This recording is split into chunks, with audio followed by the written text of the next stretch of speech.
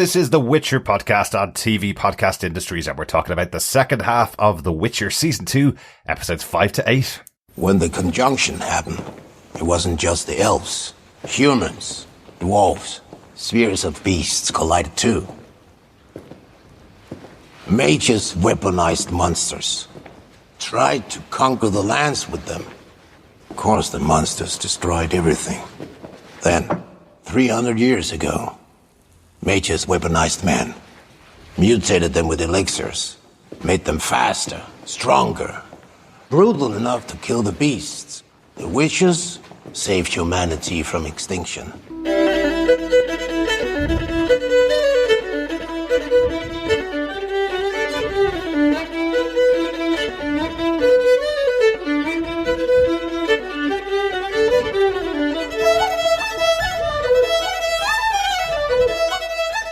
Welcome back, fellow Witchers. This is TV Podcast Industries. We're chatting about the second half of The Witcher Season 2, episodes 5 to 8. On this week's podcast, I'm one of your hosts, Derek. Hello there, fellow Witchers. I am one of your other hosts, John. And rounding out this group of mutants, I am Chris.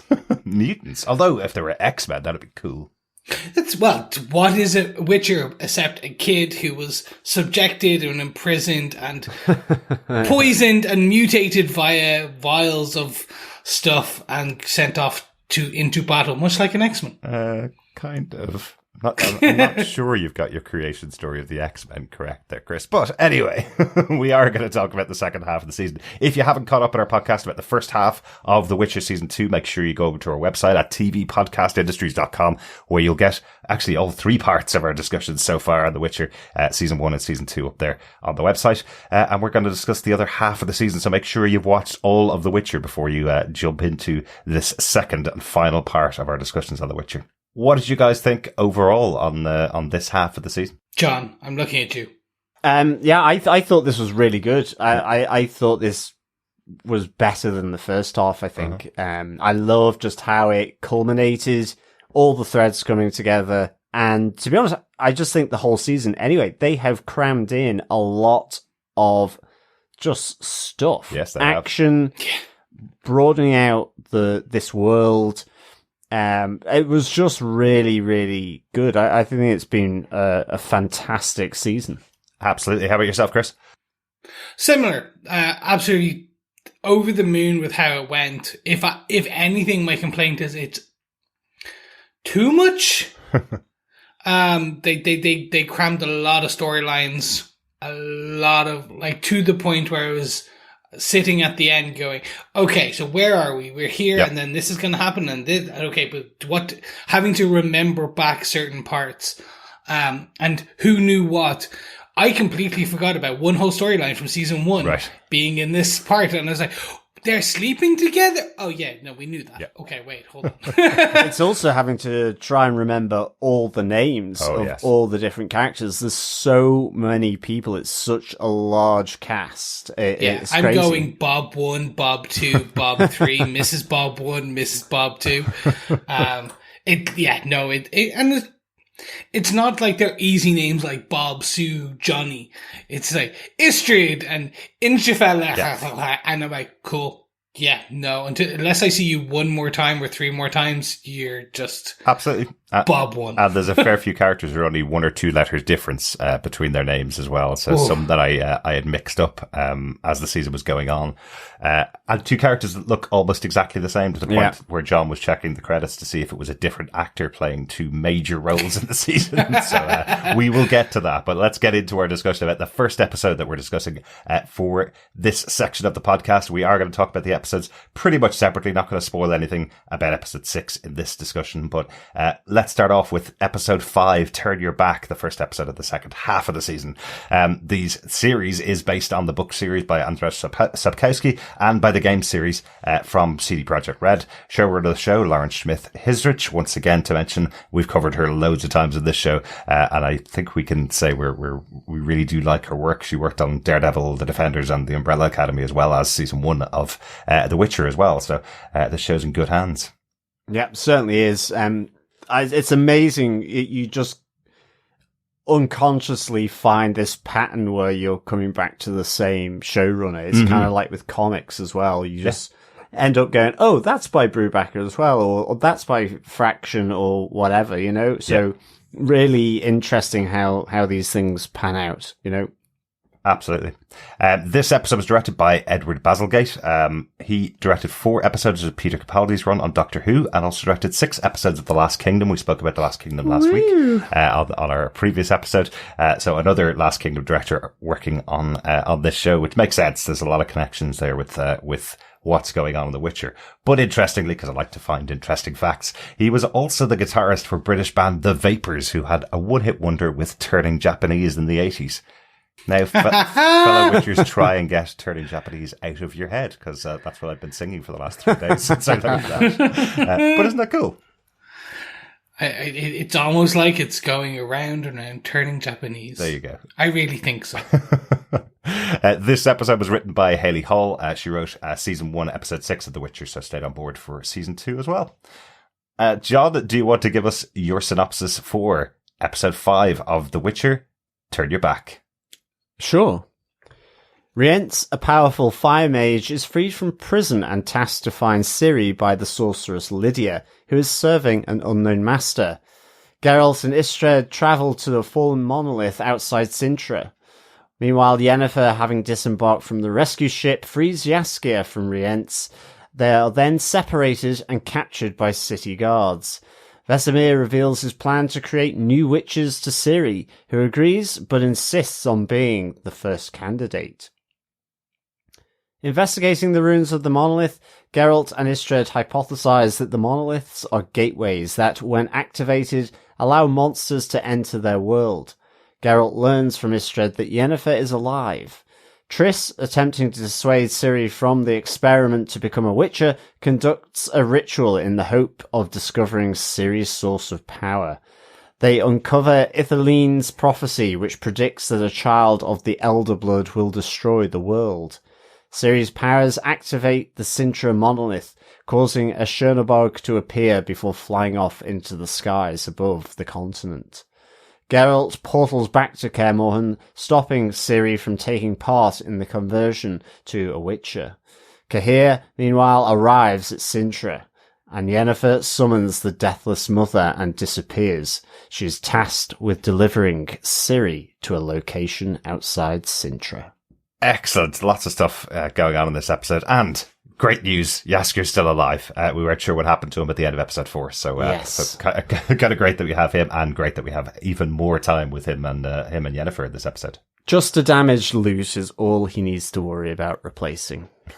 Exactly. Yes, he can't play on his lute. That's right. That's been destroyed in the last episode. Where do we want to start with our big moments for episode 5? Who wants to kick us off? Chris, do you want to take us off with? I'll jump in. This is one that I actually really enjoyed. Mm-hmm. So it's the storyline which was kind of touched on at the end of the last episode, which is that Ciri's blood being elder blood, and elder blood was one of the main ingredients in the mutagens that create witchers, or part of the creation process for witchers. Absolutely, yeah. And with that, essentially, we do get Vesemir becoming a giddy schoolchild, being able to repopulate his School of the Wolf Witchers, using Ciri's blood, and how he then approaches Ciri and gets her agreement. Yeah. On the basis that she will be the first. And seeing that storyline play out throughout the majority of the episode, it's kind of spaced out right to the end where Geralt intervenes.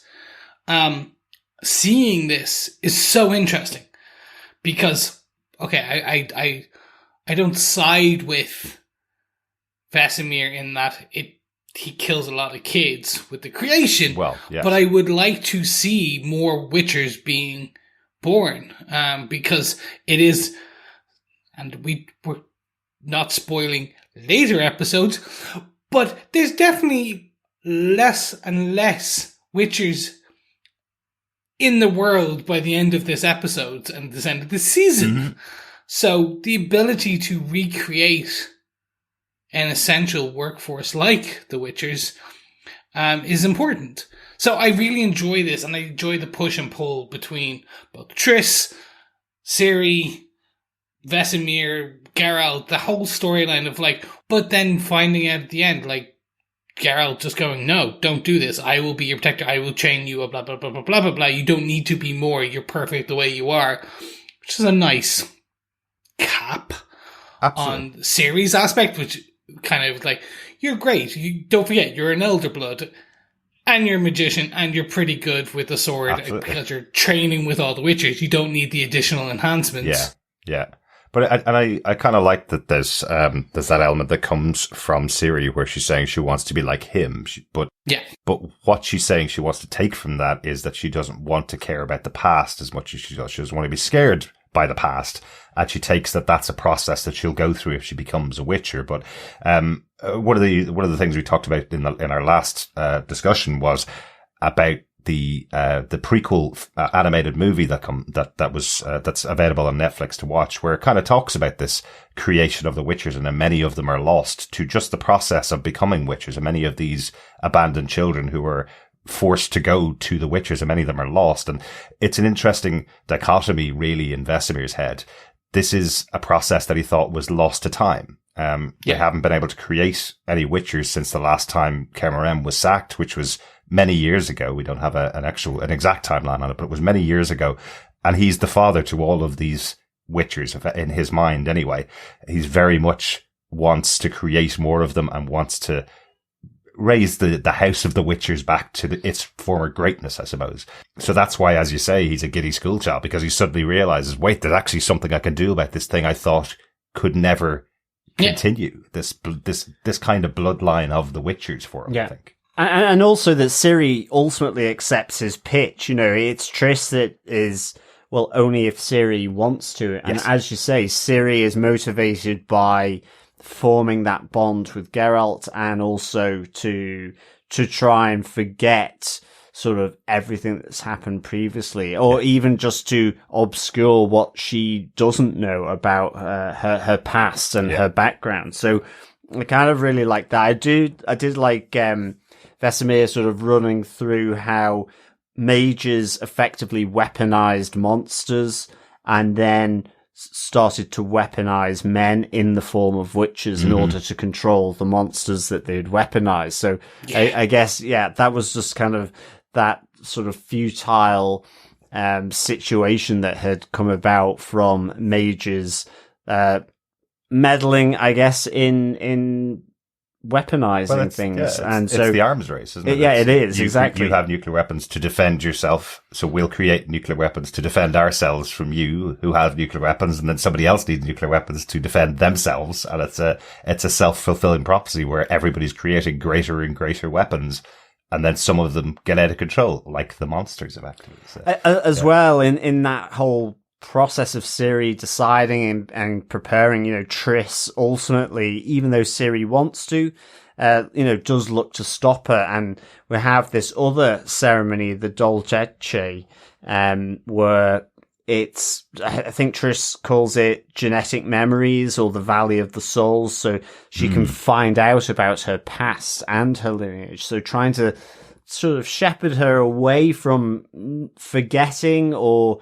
obscuring everything to say, well, learn more about it. But it ultimately goes south quite quickly with when her visions within this memory that they walk through begin to speak to Ciri and also to Triss. And in fact, Triss is grabbed by the neck, and we see that this isn't supposed to happen, but ultimately this freaks Triss out totally, and she sees the destruction that is possible from Ciri's power here. Yeah. And then ultimately it's Geralt that prevents Ciri from taking the potion. He gets there in the nick of time to stop the injection from Vesemir. Exactly. Yeah. Exactly. I do wonder where or if this storyline is continued in future seasons. Because for those who haven't seen the animated, you're just getting very sharp shots from Geralt's point of view of when he was a kid. Yeah. And it's not fully touched on. Yeah. It's not explicitly stated that like 1 in 10 kids, 10 kids survive the process kind of thing. Like, it's not, the genocide aspect is kind of brushed over, more touched on in the anime, and probably the second season of the anime, and then the upcoming prequel series will probably dive deeper. But if you're just I'm here for Henry Cavill and The Witcher core, right? This is core, the central The Witcher Prime storyline. Yes. Witcher Prime, yes, much better. I don't know if you'll know this, and I think they're probably doing that for a reason, because I think we'll talk about it at the end of this episode of our full season review. I think they're going to come back to this. I do think that this is going to be a future beat storyline. Yeah. In season 3 and beyond. Yeah, potentially it is a key formation factor of who the Witchers are. And that has been mentioned multiple times. I would 100% say, I know a lot of people turn off from animated shows because they're not interested in animation. We saw that with What If during the Marvel run, for example. Invincible, yeah. But I definitely say, you have time now between now and season 3 of The Witcher. I'd definitely say check out the animated film. It's written by one of the writers of this show, so it's directly given guidance from this show. So you can see that history. And I don't think we're going to see it in live action, partly because you're talking about kids who have been brought into the Witcher world, and they are dying from this process. So would you want to see that in live action? Probably not. Well, the nice thing about it as well with the animation is that it's Geralt's journey. Yeah. And so at the end of this episode, where he's just stopped Ciri and she's explaining why she wanted to do it, he basically says that never happens. You don't lose your memories. You still have to confront them, and that's what you should be doing. So it adds that layer to Geralt within the live action version, because you've seen him go through that, and you've seen the reasons why he's gone through that. And yes, he is, he's well in there with the brotherhood of the Witchers and the bonds that he's created. We saw that with Eskel, with him dying, Eskel, but he's saying this isn't the life for you. You have Absolutely. A different journey, and you need to know who you are, where you've come from, because he still remembers that even as a Witcher. Absolutely. And it's also a very positive take from Ciri here.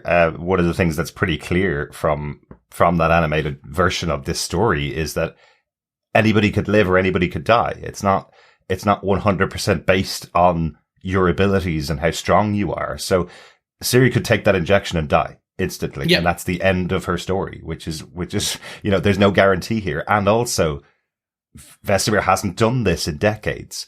They're using different processes. He's taking blood directly from elder blood. He's taking directly from her body and creating these potions. Not that Vesemir's bad at this, but it's been a long time he's out of practice. And if he has one person to practice on, it's very possible that she could die from this, and that would be the end of her story. So, so it's not like there are 100 candidates.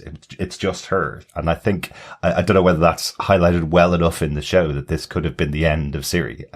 No. Which is, Geralt is not just saying to her, you have loads of other things in your life. He's also kind of saying to her, I've seen people die that were just as strong as you before, or just as important in my life as you are. Yeah.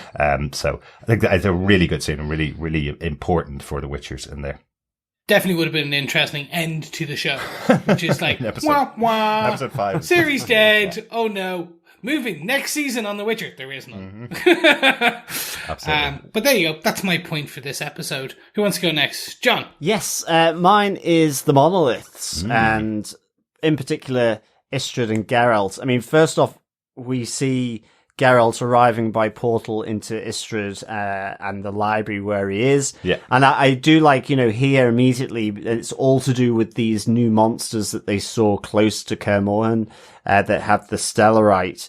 That, he's looking for this expert in monoliths, which is Istredd, and he has this theory that the monsters have been nesting in the monoliths since the conjunction, and ultimately, Istredd really, that theory doesn't persuade him too much, but I love that the monster's head thrown down, looking all gooey and bloody, certainly sort of does persuade Istredd to take Geralt to the monolith outside Cintra, which, interestingly, given the size of the monolith that's actually in the middle of Cintra, which is huge, I was surprised that he didn't notice that this had been destroyed, because it's only just outside just outside of Cintra. So I think Istredd He's a bookworm. He doesn't look outside the windows. And also, that library, the windows were a bit dirty, little lies. Well, that's dusty. it. That's it. I was thinking maybe he doesn't do field work, as you say. It's just literally in the books. But that they go to the... It is hard to tell the distance to anywhere in this show, because they have the kind of ability to transport themselves as close to or as far away as they need to. So going to the monolith outside Cintra, he says he's never been there before in his life, effectively, yet he's worked in Cintra. Exactly. For a few years. And is working for Cintra because he had the authority from Calenthe before Nilfgaard attacked. Yeah. And now he is kind of slightly in league with Fringilla, is Istredd, in terms of certainly saving the elves. Exactly. And trying to get them to Cintra as a port of refuge, really. So I guess distance in the continent in this world is all relative, really. So, something could be 5 minutes away, or it could be a portal which travels on the other side of the continent and then 5 minutes away. But it takes about 7 minutes time. Exactly. So, but I love when they get to the monolith, he sees the huge kind of cavern or canyon that's been created from the destruction of the monolith by Ciri. He says this is unprecedented, and they go down into the fissure and they don't see any nesting monsters here. And this is where I think this becomes really, I guess it's the theory of the monoliths. Istredd talks about how they have been kind of communicating with one another in the sense of the vibrations. It's this communication between the monoliths since this destruction of this one just outside of Cintra. But it ultimately comes that this conjunction that the monsters are effectively using the monoliths as gateways from their world, rather than the idea that the conjunction brought different worlds crashing together and so they just ended up here. That these are effectively can portal your way through to other multiple worlds, where the multiverse of The Witcher, effectively, and so that's where my head went. Exactly. So the monoliths are conduits for the conjunction of different worlds that happened, rather than it simply being pulled and crashing together. And that's the difference that kind of Istredd gets here. And of course, this kind of gave a nice layer to the conjunction, all the different species like the elves and the dwarves and humans kind of coming together, sort of forced together. And also with a lot of what happens in the few episodes, in particular towards the end of episode 8. So it's just a nice little bit of setup, really, but it just adds to the world. Also, as well, just on a quick note, Istredd does effectively inform Geralt that Yennefer is still alive as well. So that's important. It is very important. It is very important. I must say, I love Istredd in the show, how he's played as the scholar, because any point that there's something to investigate, he is going all in on it. You see it when they get to the monolith and see the crack in the ground, and Geralt, the Witcher, the powerful fighter, effectively is like, right, I'm jumping down there in case there are any monsters. I'll I'll go down there and fight. And Istred's going, oh no, I'm going too, because he cannot leave a mystery alone. We see that later in the season as well. But Istredd is all about finding the answers to everything. I love that side of him.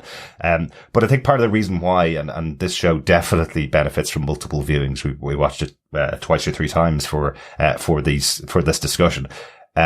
Because there's so many theories from the cast of characters here about what's going on with the monoliths, what it is that they're actually doing.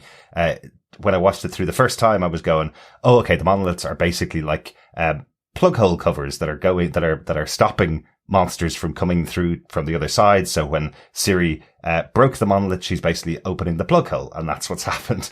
But it's not exactly that. There are other nuances to it. And then the second time you see it through, you get the other theory from Istredd. Well, I caught it, the second time. And of course, as we see Ciri's powers, being utilized effectively in the Dol Deche, she's been taken through by Triss, this activates this monolith, causing then a big rock-like, I think, Chernobog to appear and taking off into the sky. So, yes, which sadly comes around in the next episode as well.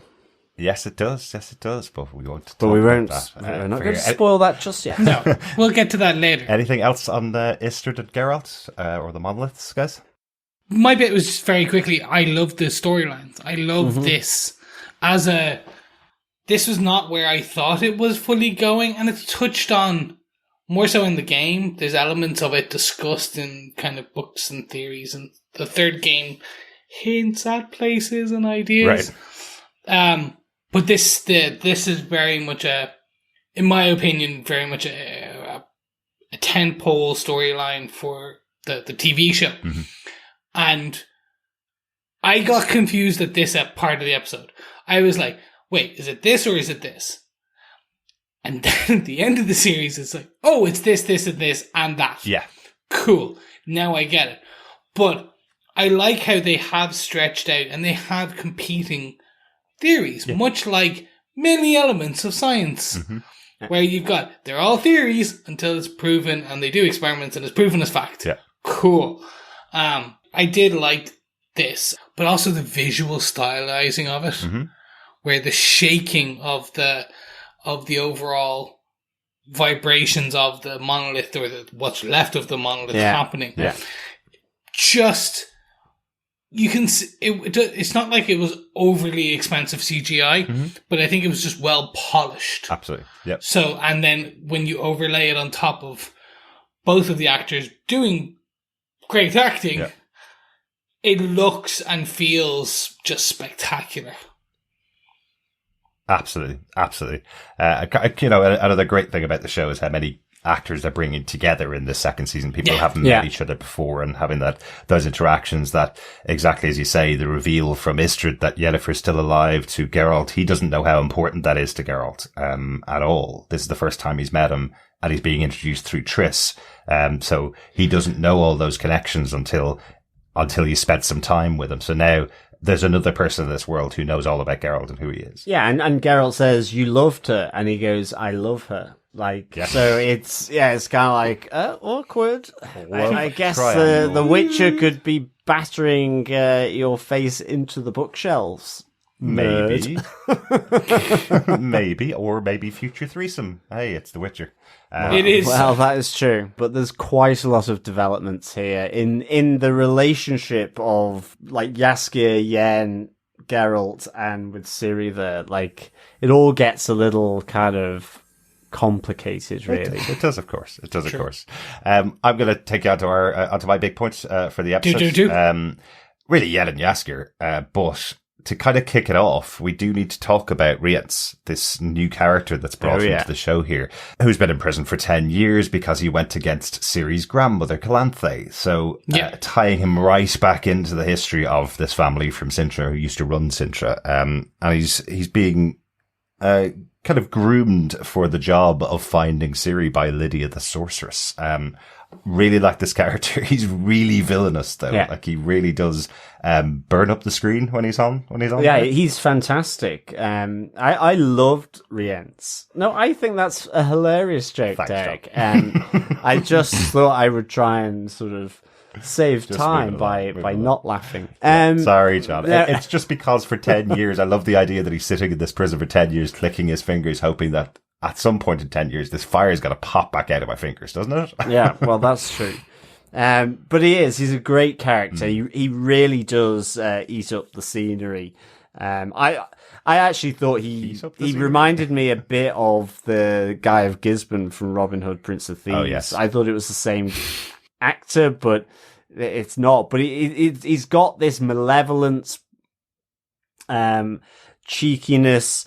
Effectively he's been put to be a bounty hunter to find and track Ciri so that she can be traded, but he's not working for Nilfgaard. So, it's one of the first clues that he thinks he's being asked to do this on behalf of Nilfgaard, and Lydia's quite clear this is not with Nilfgaard. Well, absolutely. He refuses to work for the White Flame is pretty much what he's saying, but Lydia convinces him it's somebody else. So, the nice mystery set up there as to who is he working for in the future. But he doesn't go after Ciri. He goes after Jaskier instead. So we get the answer to that cliffhanger, I suppose, at the end of episode 4, that who was it that took Jaskier? It is Rience. So, it's proper peril there for Jaskier with this guy who's coming at him with flaming hands. But in fair dues to Jaskier, he doesn't give up any information really to Rience, despite the pressure. You would think that Jaskier is a character that would buckle under pressure. From where we saw him last season, he's a pretty soft kind of chap.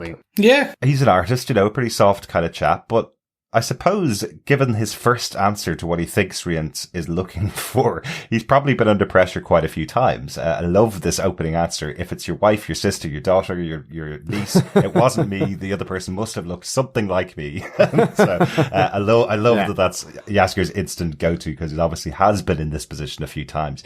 But he latches onto it pretty quick what Rience could be looking for. The fact that Jaskier has been going town to town singing songs of The Witcher and songs of Yennefer and songs of Ciri as well, means that people are connecting 2 and 2 together and realizing that Jaskier may have a connection to The Witcher and a connection to this person that needs to be found. Ciri is now being looked for by multiple factions. Yeah. So, well, I mean, in fairness, Jaskier does kind of say that he does know Geralt, but he's a man of few words. He will say one word, and then I develop it into this bountiful song of beautiful, fantastical castles and landscapes and emotions and this, that, and the other. So I really kind of like that. Absolutely. As well. I think, I love just the whole image in the inn as well, with Rience walking to Jaskier, who's bound on the chair, just clicking his fingers every so often. With that fire. And then doing it in front of his face.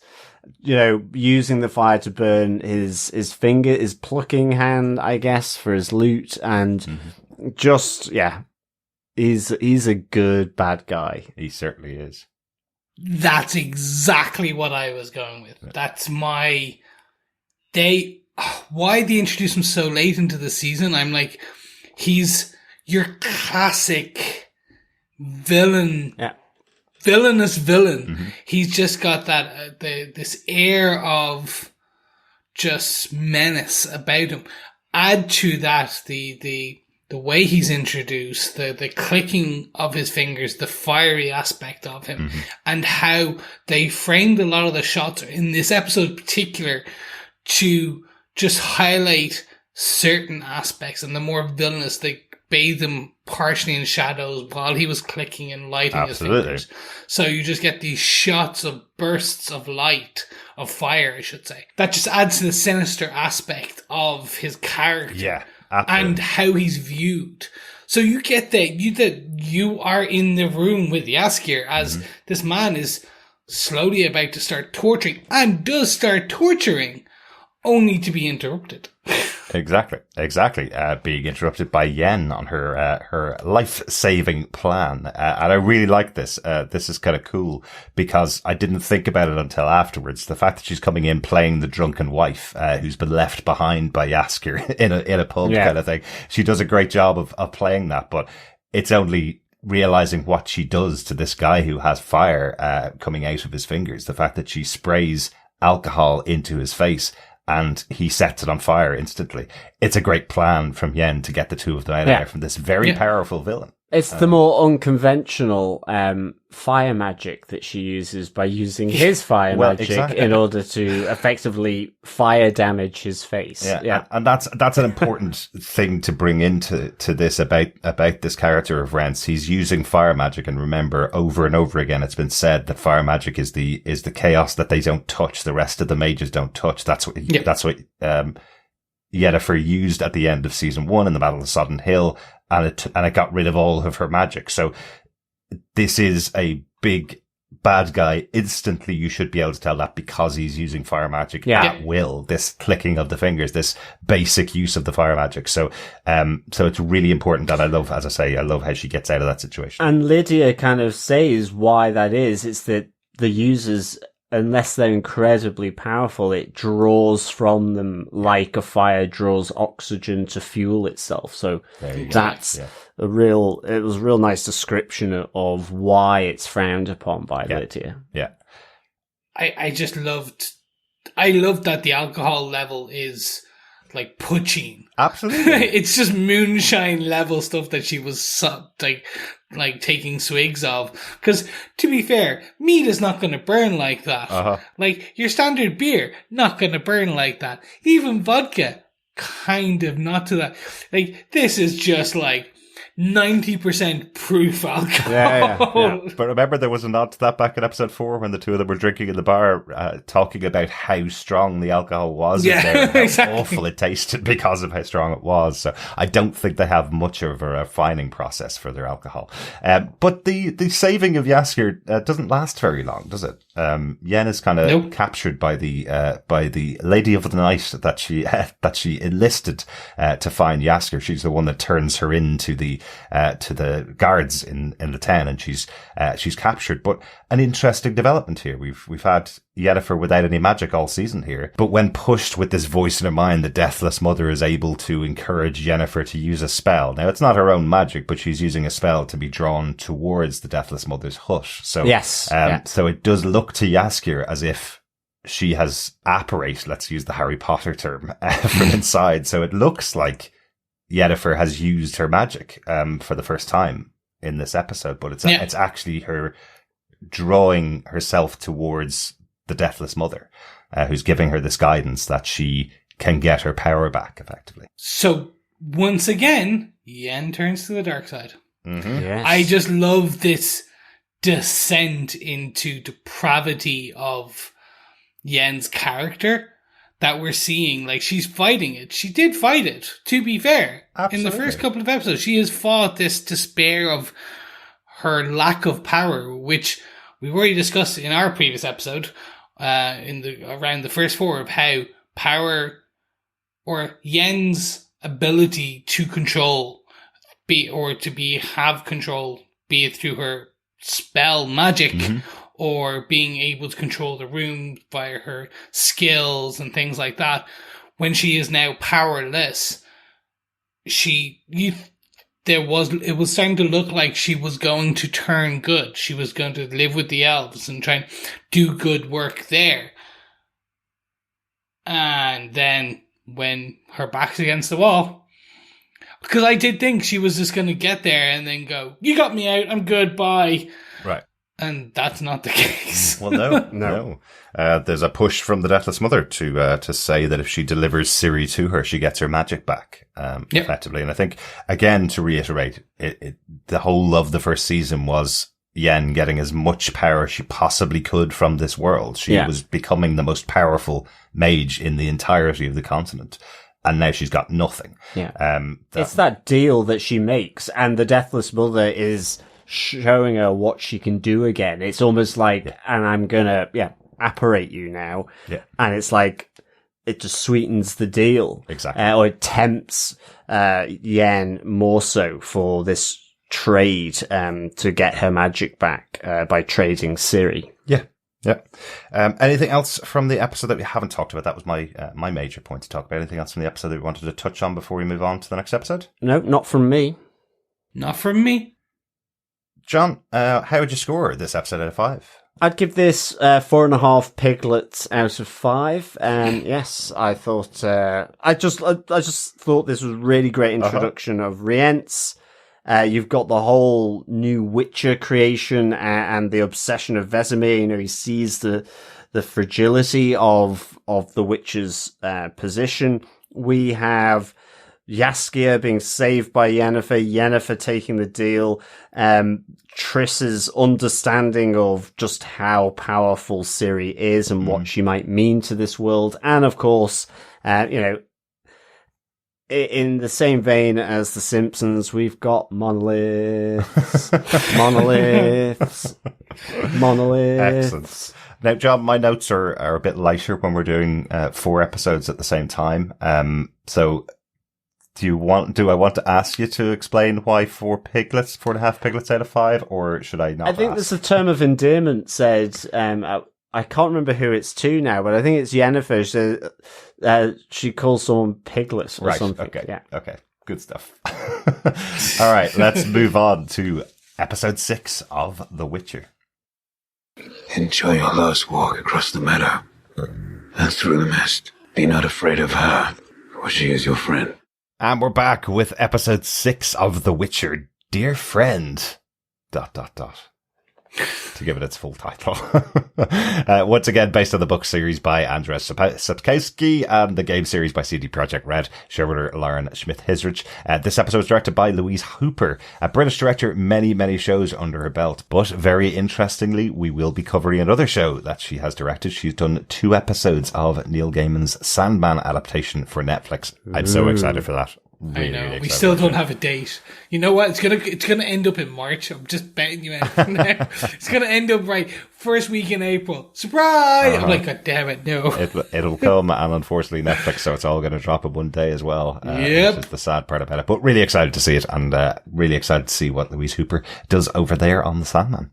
Especially with Dream. There we go. The episode was written by Matthew D'Ambrosio. He's been a staff writer on the entirety of this show, right from the start. Also a script coordinator on season 1 of the Umbrella Academy as well. So another Umbrella Academy alumni. Very good. Yeah, we're seeing where all these people are meeting. I feel like we're going to get, the post-work drinks tales where they all got together and had loads of fun together, and that's why they're all working on each other's shows, I'm just waiting for the final Avengers moment. These are all these are all just like the smaller ones. So when we get to Endgame, where all of them come together to write the ultimate show. Exactly. This episode was written by 75 people who've all done all the rest of the shows that we've covered on TV Podcast Industries. But John, do you want to tell us what they gave us with their synopsis for episode 6 of The Witcher, Dear Friend? Sure. You're my dear friend, John. Aww. Hoping more than that.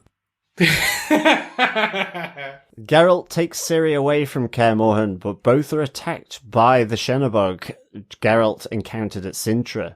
Geralt's horse Roach is mortally wounded, though Geralt manages to kill the monster. At Kaer Morhen, Vesemir and Triss are ambushed by Rience, who steals the mutagens and escapes. Afterwards, Geralt puts Roach out of her misery. He and Ciri travel to the Temple of Melitelli, where Geralt hopes Ciri will learn to control her powers. They meet Yennefer there when she arrives shortly after them. Francesca successfully gives birth to the first full elfborn in years, while Cahir reveals to Fringilla that Emir is visiting Cintra.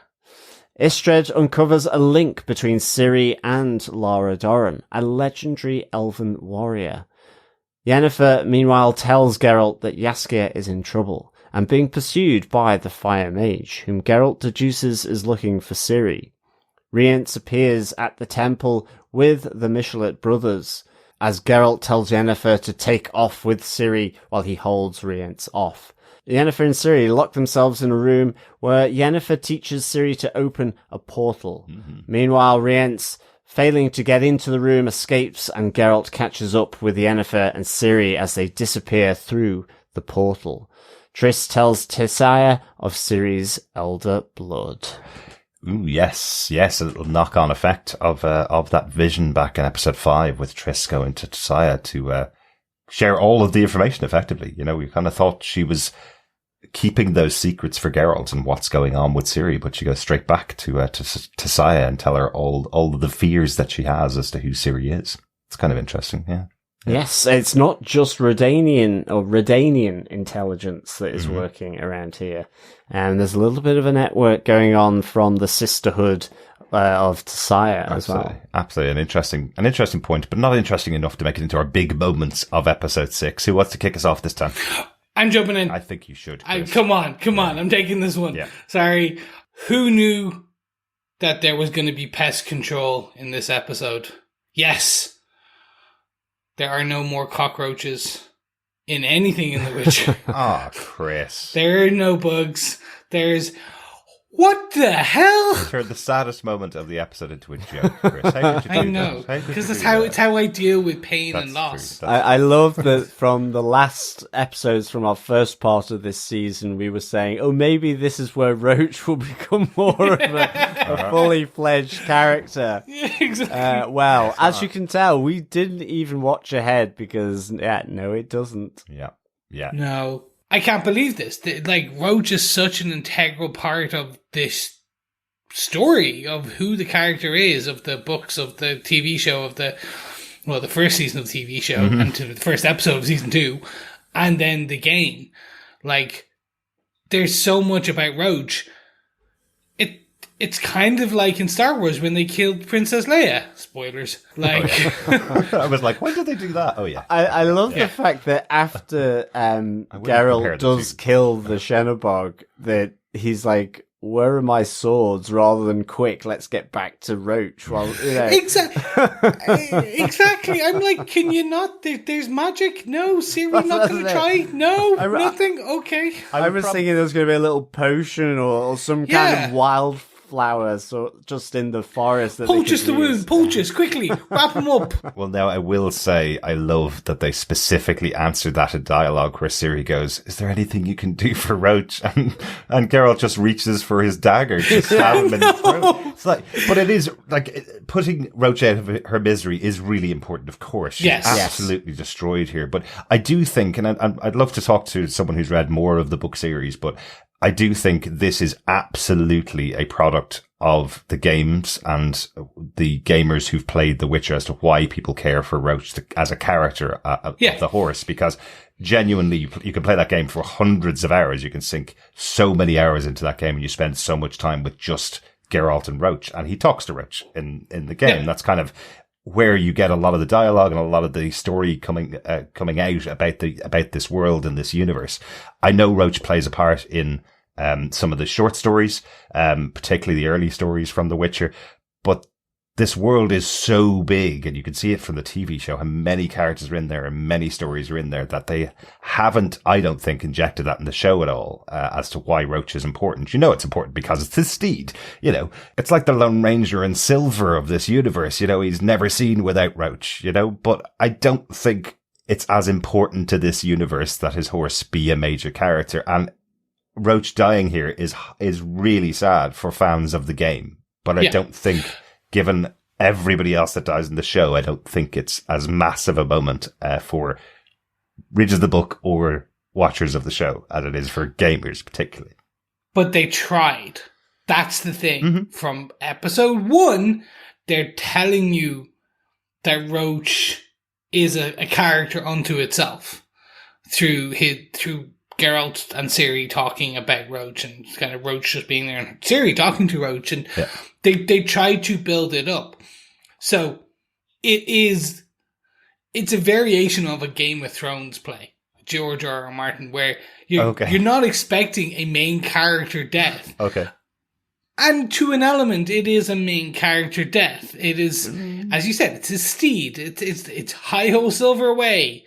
Hey ho Roach, let's go. Like, it's that kind of element. And yes, it is more video game because you do spend so much time, and it is that narration point where he talks to Roach a lot.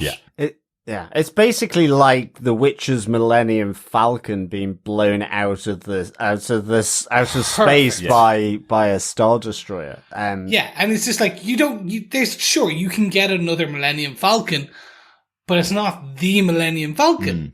It's another type of that. So you can get another horse. Yeah, be called Frank. And I'm hoping in season 3 he's gonna get Roachette or Little Roach or Mini Roach, like he gets a pony. Maybe. This is a tiny, I don't know, but just something that calls back to Roach.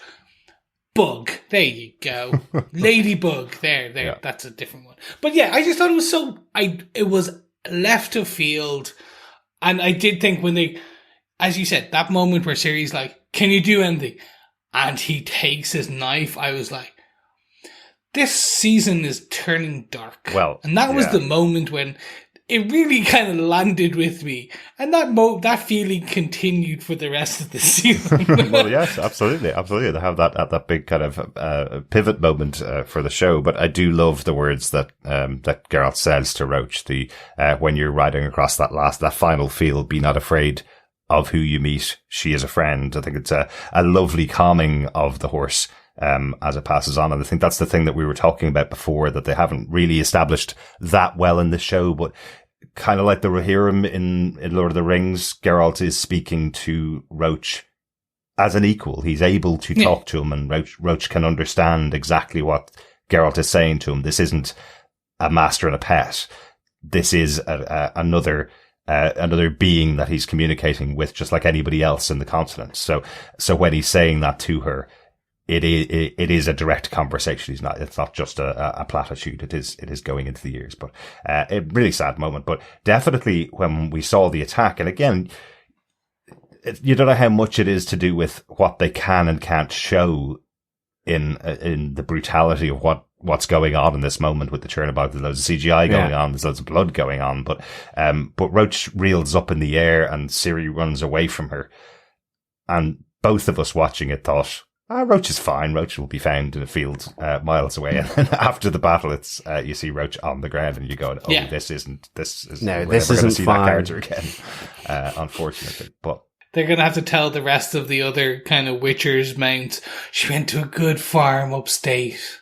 Beside Nilfgaard, she's in a farm there for in retirement. I know, I'm hoping they make a joke like that in the next season. Oh, how's your steed? Not. But it is a very sad moment from the episode. Sad to say goodbye to definitely Rich, from here. John, how about yourself? What's your big moment from the episode? It's something has shifted at Nilfgaard. It's we see right at the end of episode 5. Actually, we see Cahir returning through the Elven Railroad to Cintra, and we also see both Fringilla and Francesca, the Elven Queen, really solidifying their partnership as they had done in the forest at the hut of the Deathless Mother. But what I really enjoyed with this episode was just that how things were beginning to change, both with the return of Cahir, and we have Francesca saying to Fringilla that something has changed. She tries to put it diplomatically to Fringilla that you seem smaller with Cahir around, that she isn't the leader, and that her position has been questioned with the return of Cahir, where he's questioning sort of her eyes on the mission of the White Flame, which is to get Ciri, and instead she's built this partnership and alliance with the elves. So there's that relationship with Cahir as well, a little strained after Sodden Field and his imprisonment, escape, and return. Things have moved on, but it's also that it's going to the army generals as well, and maybe it's just they've been given a shot of Dutch courage with the return of Cahir, their commander, but they're also not happy with Fringilla's leadership and with the alliance with the elves. So I really liked how all this was sort of shifting along, and just that hint. That's all you kind of really got here, because it plays out, through the next few episodes, but it's the hint that something has shifted, that something has changed, and that actually, it's the elven predicament as much as Fringilla's that is more fragile, or is becoming more fragile with the return of Cahir. Because his focus is on Ciri. He's happy to use the elves, but he's not really, he's not got that link like Fringilla has with Francesca. So I really like that. Plus, then the other thing that really is the unknown variable for this partnership becomes the baby that's being carried by Francesca as well. And that really is a great ending with Cahir and Fringilla on a balcony overlooking all the elves, celebrating the birth and that a live birth of an elven baby. And the warning by Cahir to Fringilla about its impact on the alliance. Yeah, but you did say it a moment ago. I was going to just interrupt you a second ago. You did say Cahir is not seeing it as an alliance with the elves. You absolutely said it correctly. Cahir is seeing it as he is willing to use the elves for his purpose and the purpose of Nilfgaard. Whereas Fringilla promised the elves their safety and a team up and an alliance with Nilfgaard for their common goals. It's very clear here that that's not what's happening. This is why Filavandrel, the husband of the queen of the elves, that's why he's now questioning what's going on with this group. He's being told to train all of the elves in human fighting styles, as if they're going to now be the forward guard, effectively, like has happened to many, many communities that have been on the outs, being thrown as the attacking army, so they can be wiped out instead of the Nilfgaardians, effectively. So it's what used to happen in to immigrant families coming over to America. They used to be just shipped back out to wars without being allowed into the country to earn their ability to stay there. Exactly. So, and you see Cahir's treatment of Dara that he is fighting with. Well, absolutely. I've specifically written that in my notes. Cahir fights Dara just to prove that he's still an a-hole. We had 3 episodes or 4 episodes where you kind of go, Cahir, like, he's gone through a lot. He was tortured. Is this maybe a nice guy? Is he turning? No. In this episode, he absolutely proves that he's still the a-hole we saw in season 1. God, they hammer that home. Yes, they do. Because that's the point. That was the whole element of this this part of the storyline, is just to remind you that where his alliance kind of lies, i.e. with the White Flame, and that he is the bad guy. Because they kind of want you to think, and they make you question a lot throughout the first half of this season, of who's actually good, who is actually bad.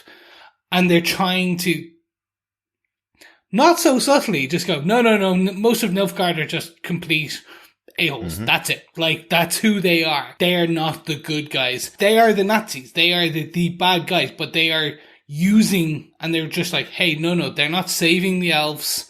They're using the elves as cannon fodder, and the generals alone, just showing the evilness of the general, the I forget his name, who pushes who he considers another elf off the battlement, just to hang her because she snuck in and they couldn't find her papers. Well, that's it. Underlying all of this is, even though the Nilfgaardians are taking in elves as refugees into Cintra as a safe haven, it's all at the direction, all at the leadership of Fringilla.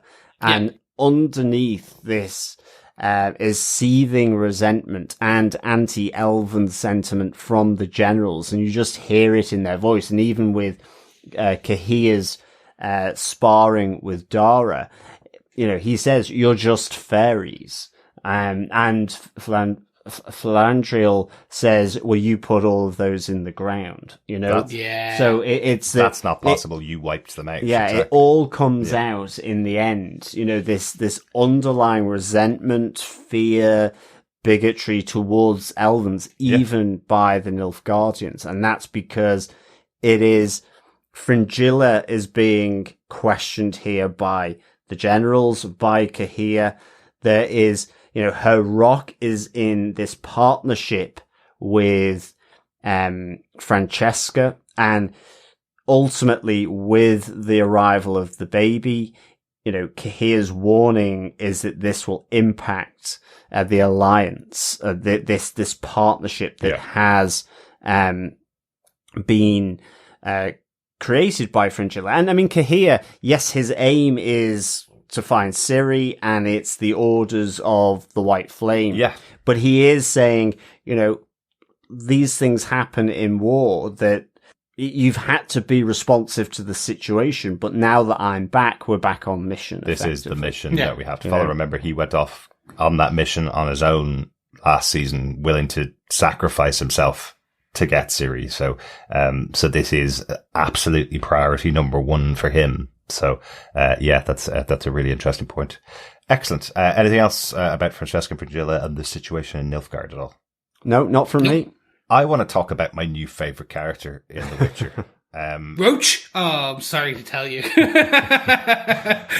My new favorite character is Nenneke in the House of Militele. I absolutely loved her from the introduction of her. Her opening moments, the idea that she was a guide for Geralt as he was growing up, and he wants to share that with Ciri and wants to give her the same kind of life that he had, the good points at least. Which I just thought was really good after all of the complaining from Ciri on the road to the house of Militele, that he doesn't listen to her and doesn't know what she wants. I thought it was a good outcome that they get to this place where there's a lot of relaxation going on, and there's a lot of moments to learn and a lot of moments to discover and investigate what's going on. Yeah, Something that Ciri hasn't really had since being brought by Geralt to Kaer Morhen. It feels like the spa temple of the continent, where you go for relaxing, hot stone massage, a bit of mud bathing, and so on. It's all quite zen. It feels like what we're going to be doing in the next on our holidays. Exactly. In the next, 2 weeks. But what's really what I love ultimately about it, though, is that say that, and there is that to it, but ultimately Nenneke does have another side to her. Oh, absolutely. I just love her reaction where she's sitting with Ciri, getting the story and, paying full attention with a bit of mint tea, getting all the details from her, and then takes it all in and gives Ciri some guidance and, tells her that she could be the person that saves this world with the right guidance. Every time she speaks to Ciri, she speaks in those kind of hushed tones where it's a guiding mother, but of course, when talking to Geralt about her findings from Ciri, she basically can't find a way that this situation isn't totally messed up for Geralt, that there's going to be everybody in the entire continent is going to want Ciri, and there's nothing he can do about it. There is a generous sprinkling of the F words throughout her sentences, which, especially when she's speaking so frankly with Geralt about Ciri, which I love. She's an effing tinderbox. It's straight to the point, and yet, as you say, it contrasts with her being really supportive, trying to tell her what she should do, sending her off with the historian, who's got a big tool. It was just really, really good. I must say, Nenneke, I hope is around again, because she's a great priestess here. She certainly great is. character. She certainly is, and she does give a good, clear bit of guidance to Geralt as well, which I really liked. This idea that he has set himself as the protector of Ciri. He's set himself, that is his role now. He will block the world from her. He'll wrap her up in cotton wool, like a lot of parents try to do when they're new parents. He'll wrap her up in cotton wool and make sure that nobody in the world can harm her.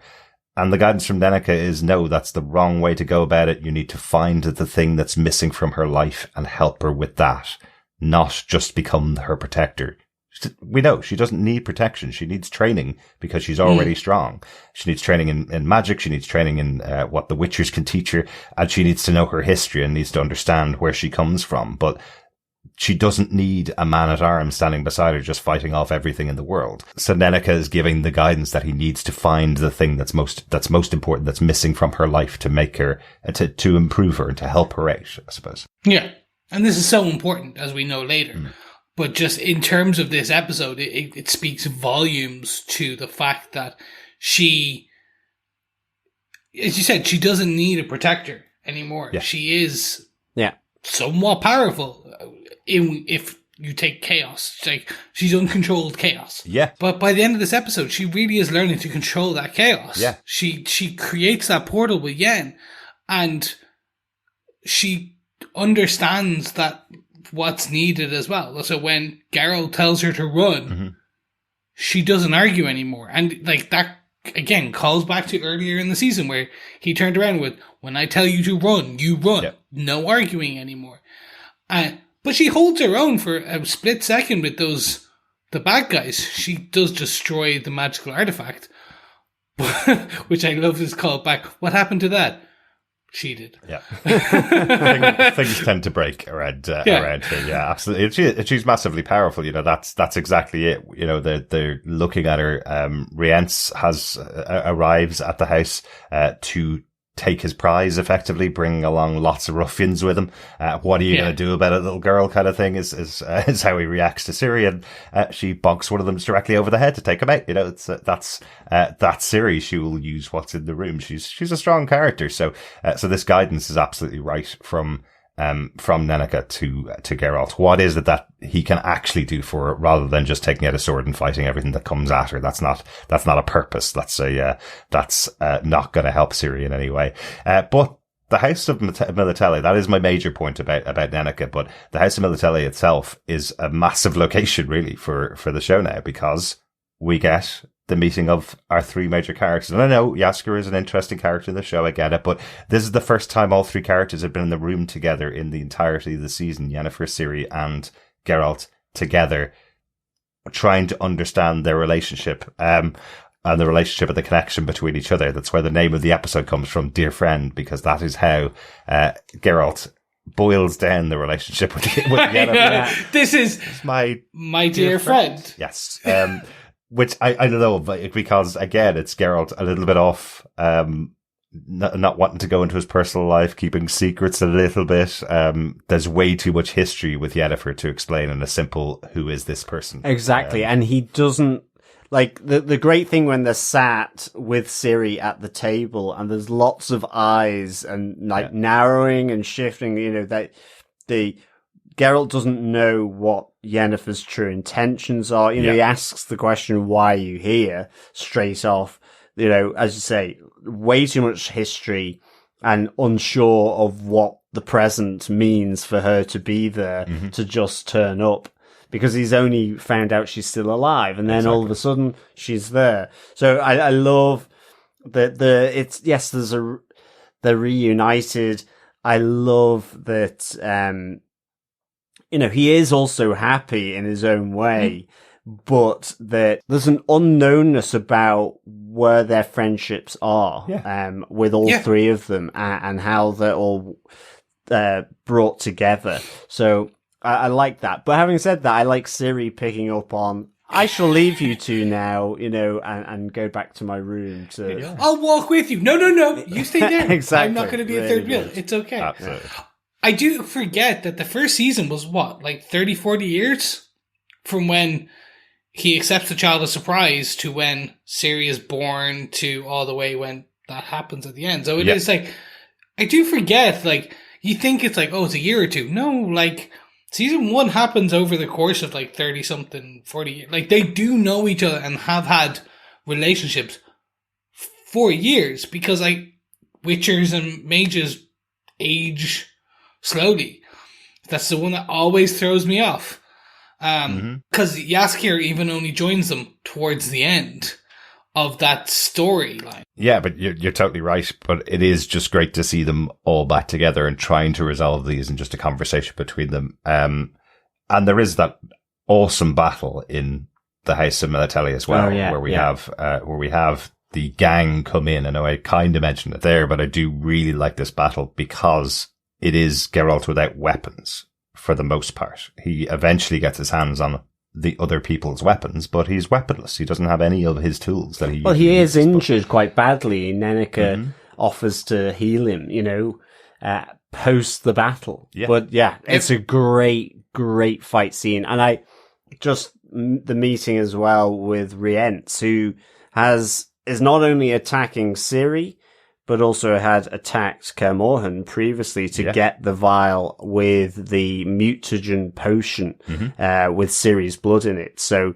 Vesemir injured as well. Yeah. So really, he's going all out in trying to get Ciri, almost a bit like the Black Knight, the Cahir in season 1, in terms of the intensity there. Yeah, absolutely.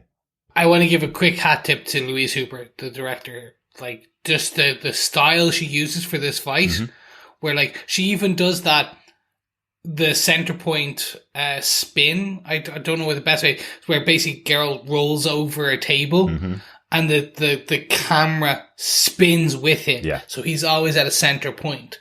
And then even with his fist and...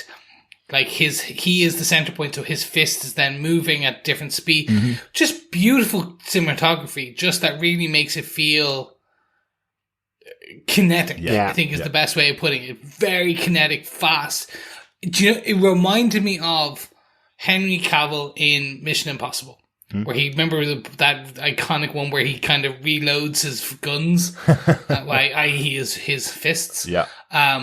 It reminded me of that because it was just like, oh, it's mano a mano here. Let's go. Yeah. There's no magic. He does use magic and everything, but there's very few parts. But anyway, absolutely beautiful. Really good. There is a great magic sword combo as well, where he blasts one of the brothers that are attacking, and then he moves out of the way and puts his sword so that it goes straight through his head. So I thought that was pretty imaginative fighting from Geralt. Really liked it, to be honest. And the other thing I noticed is these brothers, the Michelet brothers. It's actually at the start of the next episode. They talk about having found Redanian coppers on them. I know we've been talking about Vildefort, but there's also another possibility where the master of Rience, it could be on the Redanian side as well. Maybe Redanian intelligence or the king. So just to add in another candidate to the Lord that is helping Rience here. Yeah. Yeah.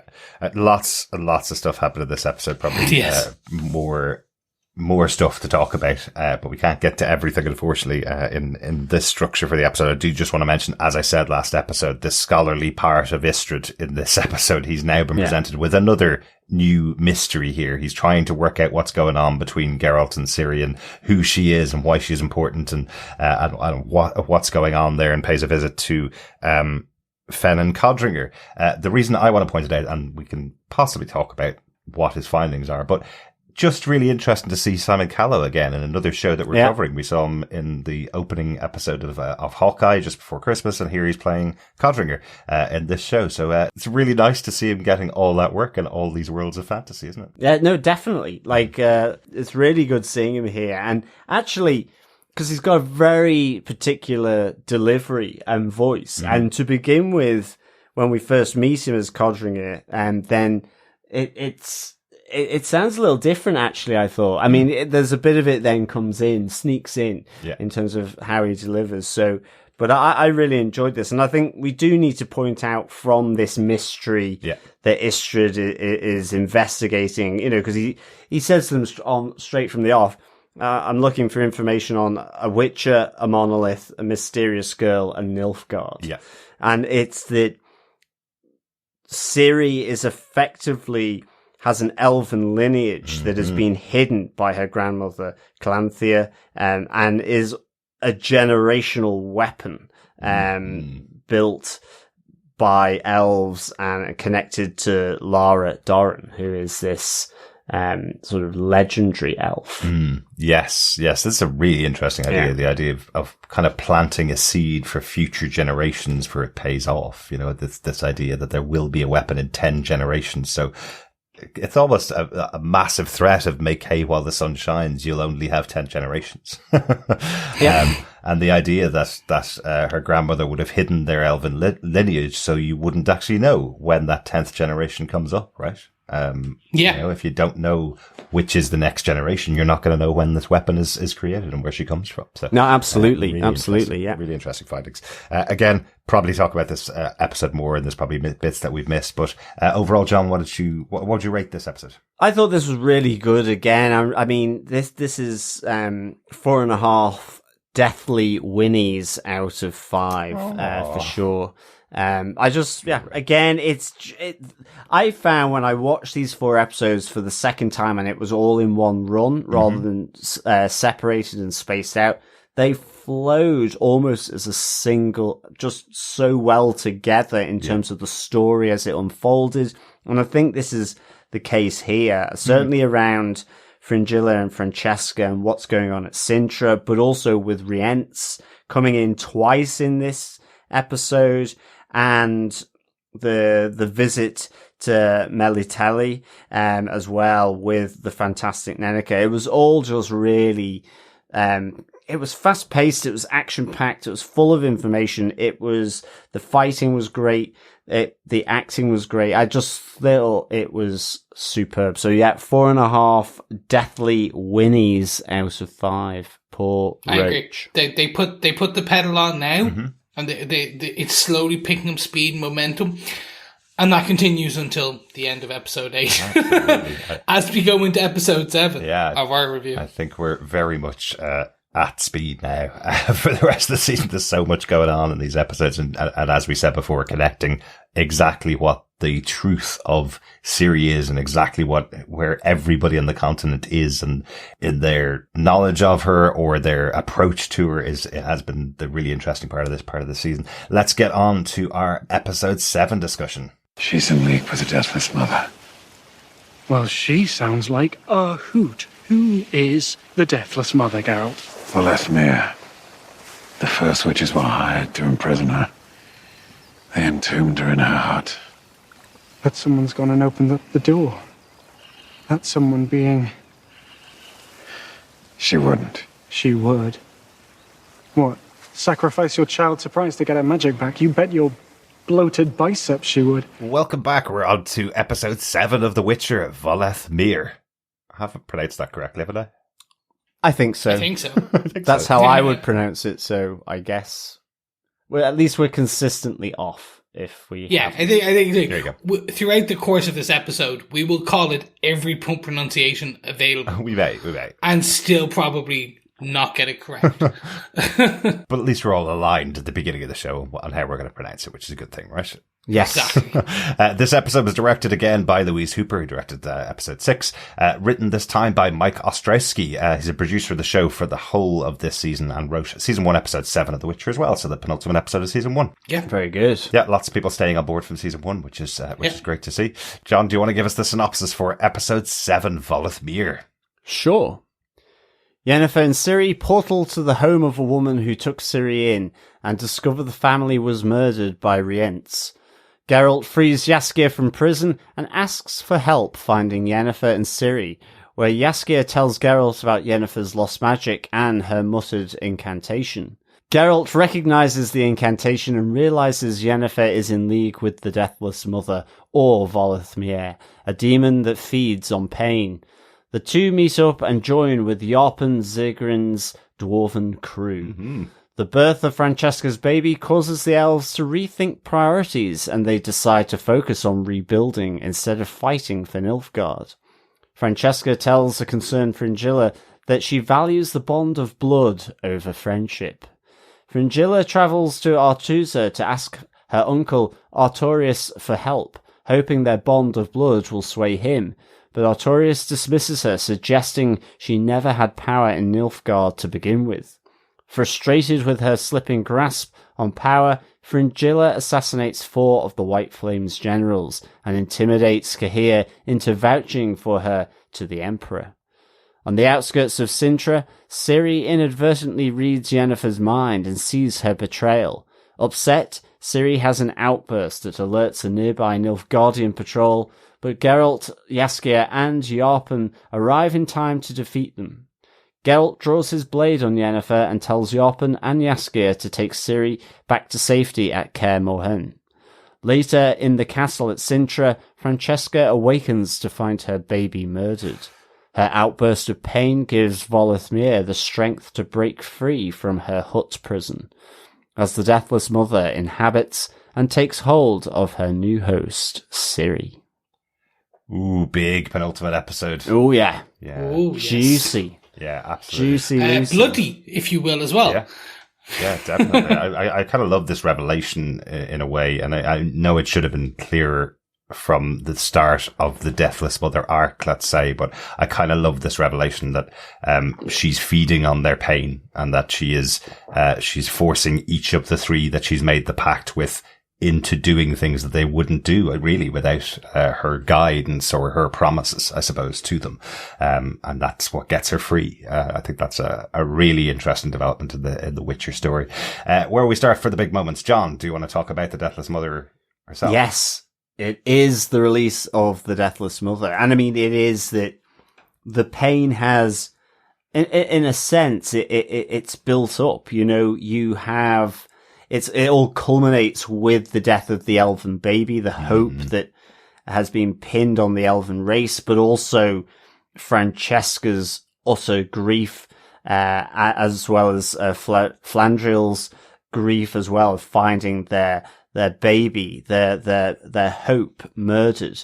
And this is just so, like, just builds up so nicely. I love that it goes back to the hut on chicken legs, which just shows her escaping and disintegrating into that fiery burst that then floats around. I just thought that was a really great effect to sort of characterize this entity that is the Deathless Mother.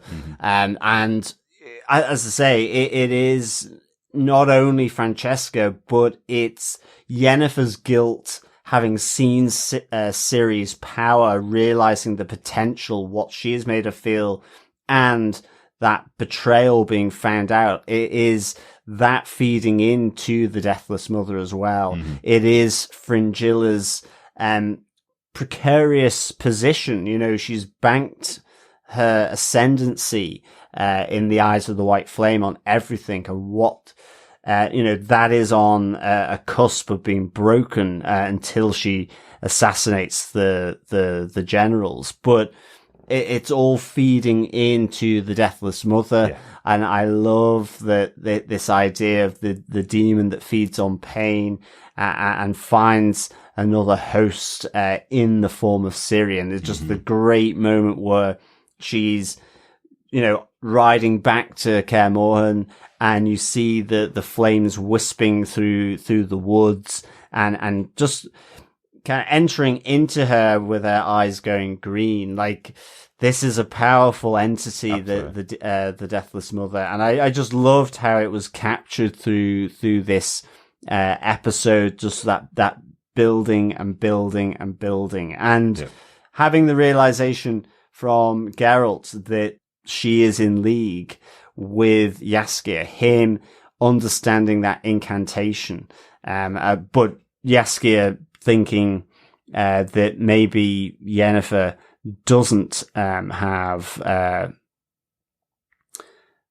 that Jaskier believes that she's lied to him because of the previous episode where she portals out from being imprisoned. So I really liked all of this, and just what it means as well for Geralt's relationship with Yennefer. I mean, ultimately he does draw his blade on her and realizes the betrayal. of Yennefer to effectively his ward, as you know. Yeah. So this really had a big implication, and you know, is fueling a lot between the 3 or 4 main characters. Absolutely. And I thought it was a great moment in this show. Yeah, absolutely. Like it is really important here that, you know, at the end of last episode when Yennefer is taking Ciri away, it's, you know, it's almost like father handing over the child to the mother, because they've rekindled their relationship a bit. They've at least mended bridges at that stage, and he believed that if there was anyone that Ciri was safe with, it's Yennefer. They had that conversation with Nenneke in the house in last episode, where she was saying, "Do you think that Yennefer would harm Ciri?" And effectively, Geralt is depending on his past history with her and saying she wouldn't. That would be the furthest thing for her mind, and yet he finds out now that he's trusted her again when he shouldn't have. And the character that, you know, Yennefer, what she did to gain that power in season 1, and having lost it, the desperation of her to have that, and ultimately it's kind of a real nice moment, at least for Yennefer, where she realizes that same feeling comes from her seeing Ciri use that power, whether it was from the portal out of harm's way at Melitele, but also when you just have that moment with Ciri trying to raise the wooden bridge up out of the river, and it doesn't work. But she teleports them just by screaming. So I just thought that was nice, because it's in that moment where Yennefer says, you know, never doubt yourself, always hold on to that power that you have. She recognizes in a sense a bit of herself in Ciri. Yeah. When you have this really much power, don't apologize for it. Yeah, I love that, because it's effectively Yennefer trying to teach her to raise a bridge out of the water, and, you know, Ciri has a much better solution. Why don't we just transport our horses and ourselves to the other side of the river? We can just do that, right? Without even verbalizing that. I think that's really interesting. I will say though, the budget on this show for contact lenses is just increased. All 3 major characters now have different color eyes than their natural eyes. Yeah. And that's not including, like, the additional ones that Geralt has to get when he kills the potioned. Absolutely. It's like, where you're like, he's got an extra set, where it goes even blacker. Yeah. I love this storyline. Taking it first with the Deathless Mother, like, she's not a witch. She's a demon. She was entrapped. The storyline just kept building and building and building and building. And it was this fine narrative, really well constructed, that, like the layers of an onion, like they say about all good stories, kind of have many layers. We consistently find that what you thought were the motives for the villain were actually beyond what you actually believed. There was plots under plots under plots, and culminating in this escape where she doesn't even need Yennefer. Because you thought, like, she was trapped by the Witchers in the past, and, like, you saw the 3 skeletons that housed her tomb. It was all just building and building to what I was not expecting. As I said in the last episode, they decided to start going dark. Killing a baby. Pretty dark. I was expecting, shadowy figure, they're going to steal the baby. That's going to be partially into next season. Getting the first full elf born baby, like, home safe. That's how I, like, my brain started going quickly. Like, this is how they're going to continue it on. Like, with Geralt has to find the firstborn elf, and, like, that would be Yennefer's penance for this season or next season to get the child. Nope. Like, we're going to just turn all the elves against human again. Full on war. And just how this built to that heartbreaking moment. Yeah, absolutely. And I say heartbreaking was just even Geralt with his sword to Yen. And he's like, Ciri, just go. And he's not even budging. He's just staring down Yen. Mm-hmm. And this is where sometimes I question the two of them as this kind of couple and how that is portrayed. Yeah. And I think it's more just that Geralt is supposed to be this very stoic man of this beast. And Yen is this stoic, powerful witch or mage. And how they interact over the years. This one scene shows how close they were and how hurt Geralt is. Because essentially, as you said, it's that mother-father. Yeah. The mother just ran off with the kid to potentially try and kill the kid. Mm-hmm. Yeah. And the father found out and stopped her. And the father's like, how could you do this? Exactly. How could I not have known this about you, that you could have been this bad? Yeah, absolutely. Yeah. And because it null and voids so much of their feelings literally 24 hours before. Yeah. He's gone from she was dead to, again, okay, this say the space of 72 hours. I think it's a bit less. Mm-hmm. He's gone from she was dead, she's alive. Oh my God, I found her. Oh my God, this is great. Oh my God, she just stole my child. Yeah. And now it's at the end of this episode, it's, we gotta go kill the first demon ever that you made a deal with on top of that. Exactly. Yeah. Exactly. I think their relationship status on Facebook would be, it's complicated, right? Yeah, there you go. Well done, actually. That's good. Exactly. Very on point. I like that. The triangle is not harmonious by any stretch of the imagination. I mean, the other thing as well, it's, I do like, Jaskier is kind of saying as well, people do strange things, say strange things when backed into a corner. Like, he is trying to, on their sort of travels with the Arpin's, dwarven crew, but it's such a great shot with the sword to her throat. Mm-hmm. The other thing that's really nice throughout this episode is just the whispering in the ear from the Deathless Mother to the protagonists from her chicken-legged hut, basically. Absolutely, that's a really good little layer in. Yeah, it really is. On the show, it really gives you a sense of how she's finding ways to manipulate them to what she wants. Really interesting. Anything else on the Deathless Mother, Chris? Oh, nothing much. Like, we could speak for hours on this episode. I think we could. But Chris, do you want to take us on to your big moment for the episode then? Yeah, mine is very much just the realignment of the stars, bringing Jaskier the Bard and Geralt the Witcher back together again. Absolutely. And getting that emotional... Jaskier is the one that I think was missing a lot in this season. Yeah. Jaskier was the emotional foil that was missing a lot in this season. Mm-hmm.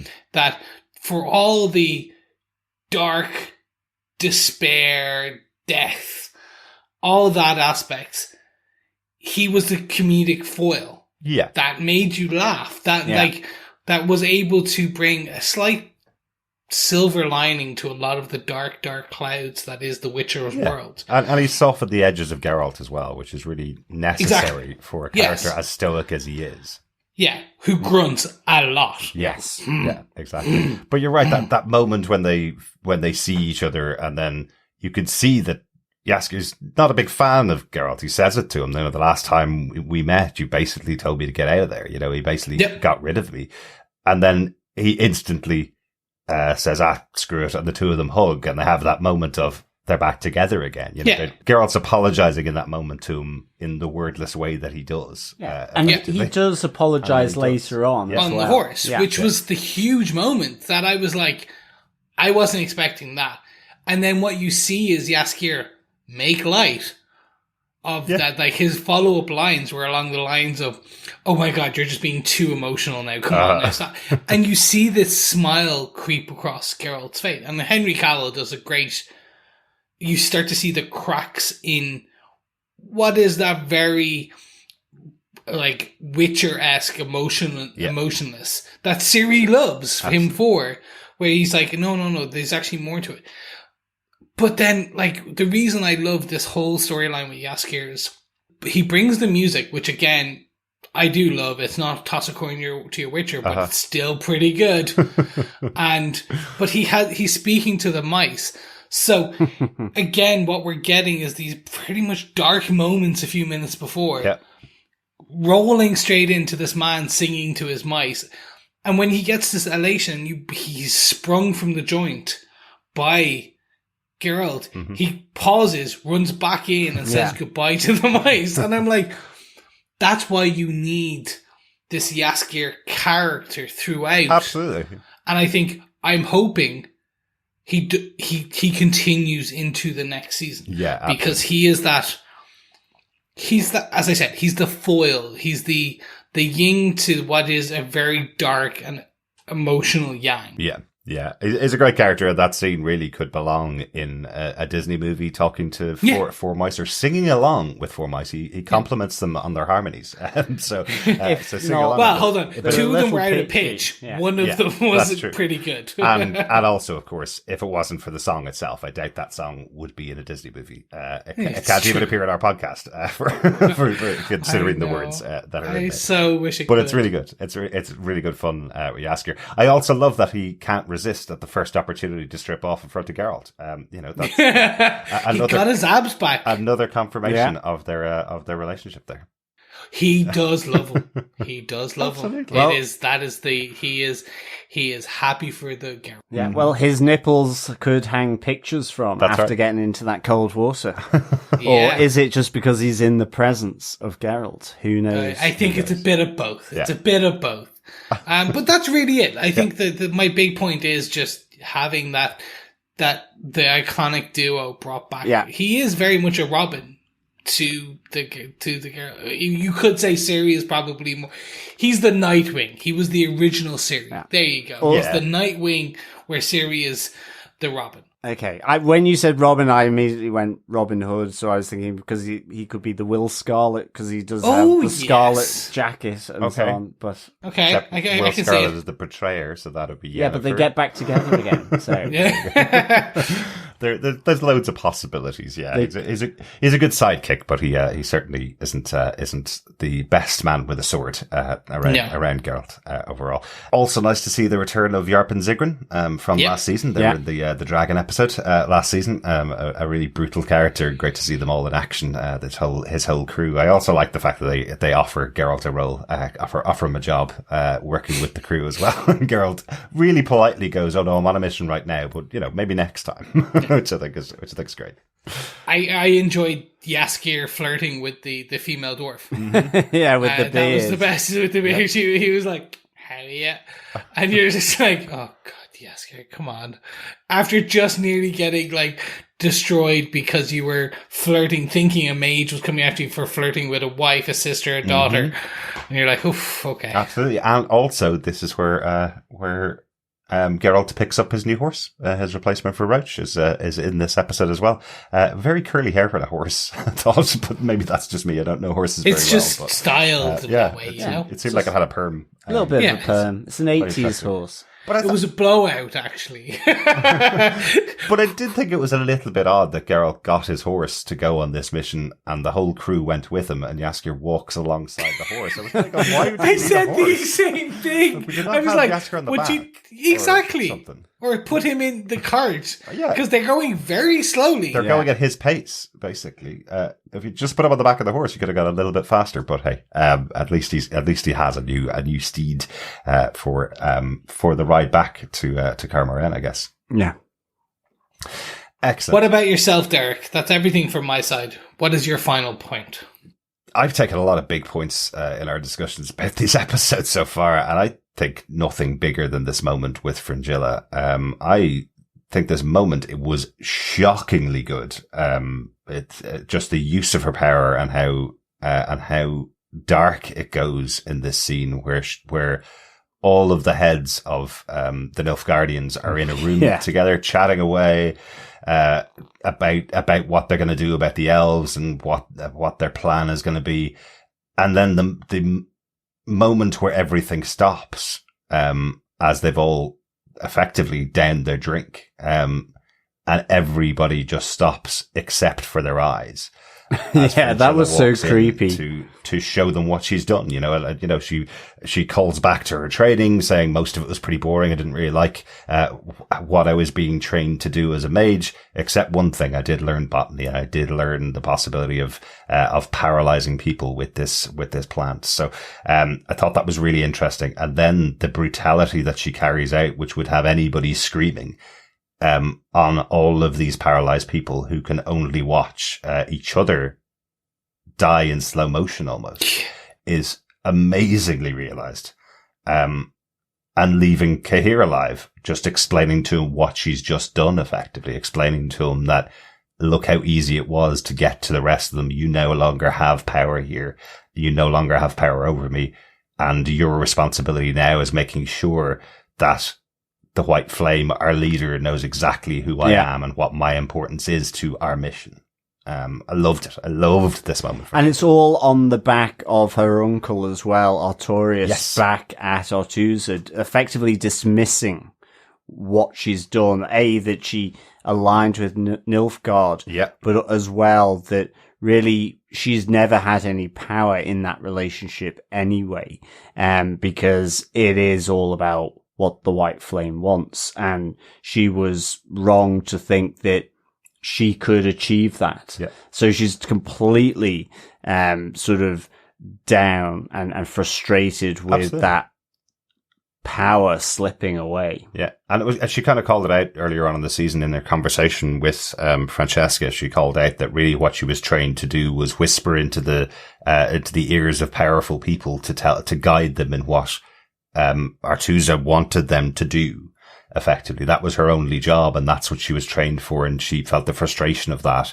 But now she's showing what power she really has, and how far she's willing to go. And in fairness, like with the knives, or with all the sharp implements that she has, I mean, it's the eye, it's the head, the side of the head, then it's down the spine, the spinal column, and then finally into the arterial, the throat and up through the chin. Exactly. So, she certainly went 4 different ways with those pointy objects into the generals. So, it was amazing. It was just kind of like the shock of what was happening, and it was realized so well, as you say, with Cahir looking on, going, "Well, am I next?" And because all of that was done with the eyes, even with the generals looking from side to side, it was just really, really well realized, I thought, as well. Yeah. Really, really cool. You guys know I have a thing about eyes. And this for me just was like, this. I'm fine with gore. I'm fine with all of it. Do any sort of kind of like torture on the eyes or touching of the eyes, and I'm like, nope, I'm out. And this was torture for me. I didn't have a major problem with eye stuff. I think this episode might have created a major problem with eye stuff in the future. The sound director chose a squelchy noise and a slow squelchy noise, and I was like, that was overkill. I applaud you, but that was overkill. It just, throughout the scene, I was just like, oh, she just killed him, that's fine. Like, she's just going to scare the rest of them. As she slowly gives her own soliloquy about, and like, she basically James Bond villains it. It's like, here is how I did this all, and here is what you're going to do. I was expecting the James Bond, like, twist, where it's like, Cahir, surprise, I was never actually, like, and now you're in my control. And it doesn't happen like that. Well, that's it. It's also the transition, because she's quite slow and methodical with going into Hake's eye, because he's the one that's been giving her so much grief, really, General Hake. Well, yes, and also he's the one that broke the relationship with the elves. He's the one that didn't treat them as equals and was overtly punishing them for really minor indiscretions. You know, we saw him hang the elf in this episode. Exactly. Doing something really small. So she really takes the time then, and you see the female general next to her kind of looking over and beginning sort of in horror to sort of see what's being done. But then she's just really fast with the knife to the side of her head. And then her eyes just sort of kind of bulge at what's just happened. So, yeah, it was really kind of well conceived, Absolutely. the whole thing. But even the fact that none of their bodies dropped to the ground, you can just see a pool of blood underneath their seats. You know, other than Fringilla's movements throughout as she's killing them, there's no other movement going on in the room, and then just the eyes of Cahir being the only one left. Excellent scene. And another very evil presence in this world, willing to do whatever she needs to do to stay on the right side of the white flame.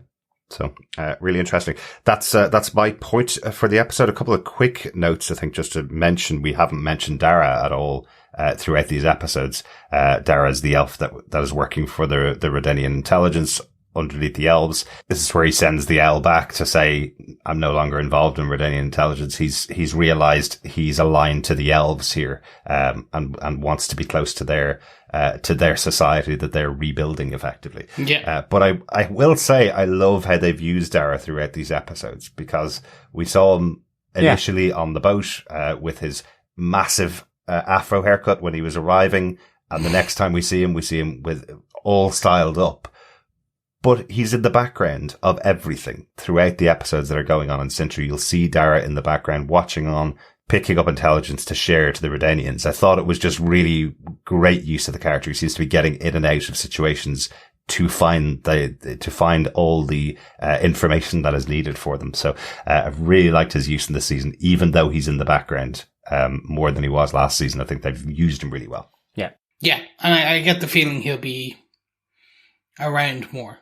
Yeah, I hope so. I really liked his character and his relationship with Ciri in season 1. And I think certainly with what transpires in the last episode, I can see that in effect they could be adversaries maybe, who knows, but certainly that, you know, there will be some meaning to that relationship that they formed possibly.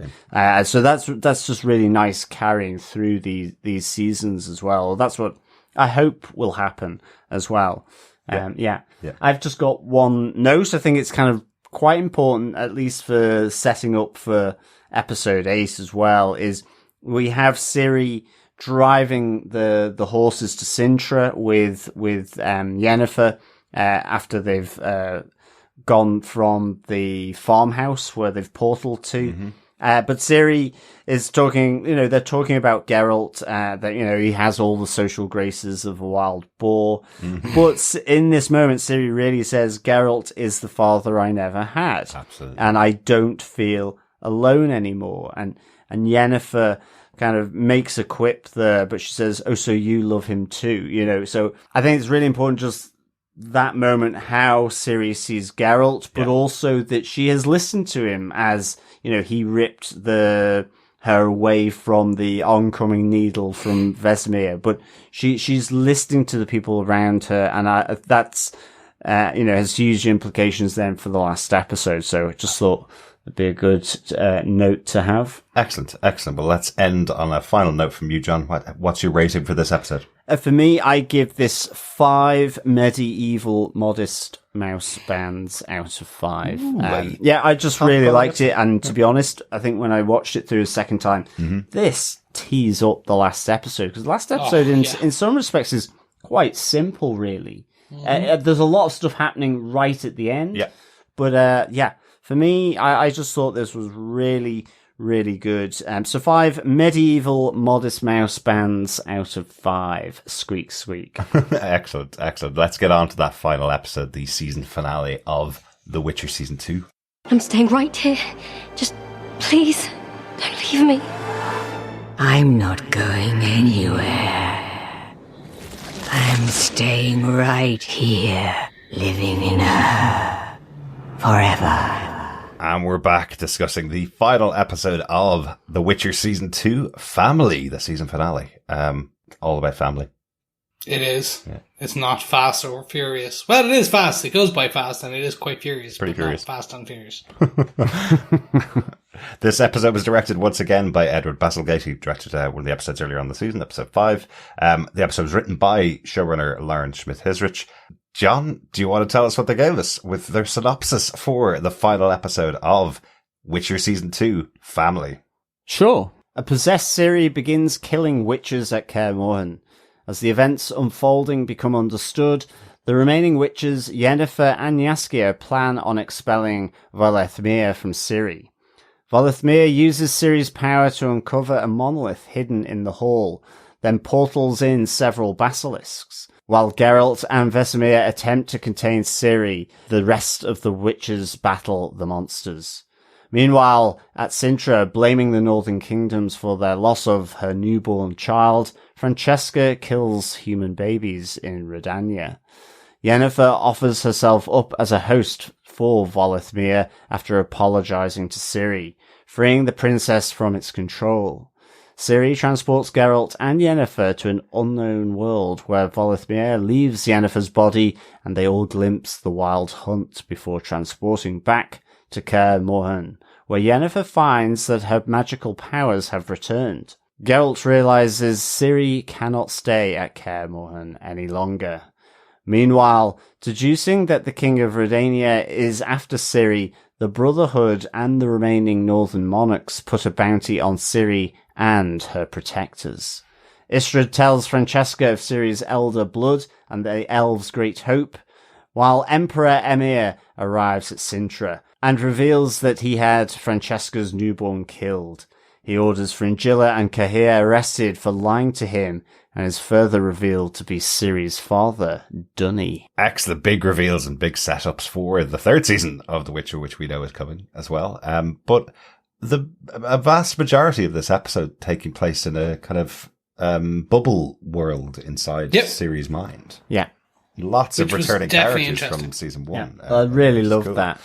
I love that. The kind of, the memory or the bubble world and the voices of Geralt and also the other witches towards the end permeating through that barrier, where she needs to make a choice. So it was really, really good. And again, it's this choice of effectively being lost in this bubble world that, the Deathless Mother has created for her to enable her to inhabit Ciri's body, while she is rampaging in the world of the witches at Kaer Morhen. Absolutely.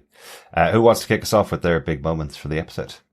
I'll take this one first, if you don't mind, just because mine's pretty quick. Yeah. It's essentially Francesca is going biblical. Yeah. In the firstborn of every Redanian is dead now.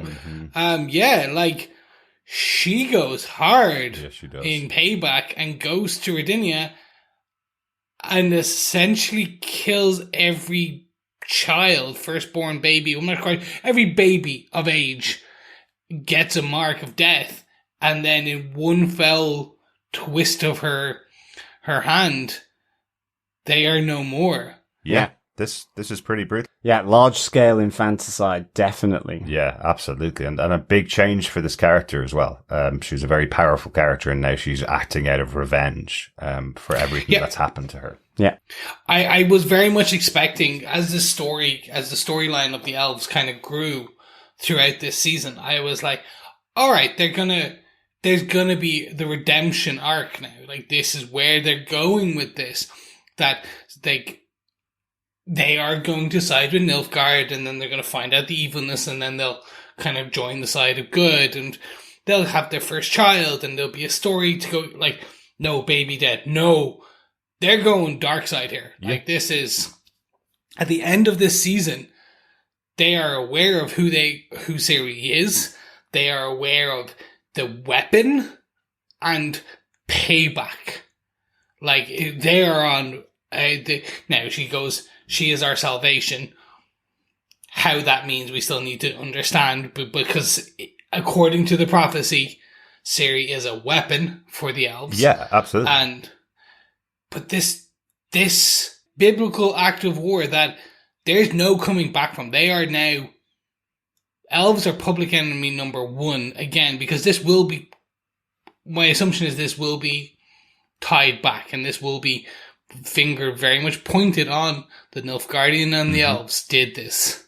They killed every baby this goes beyond. Because, like, you could go in and they could easily just kill a couple of men. And, like, it wouldn't be as bad. Like, to say this took a dark turn is being pretty lighthearted about it, because it is this, you don't kill animals and you don't kill babies.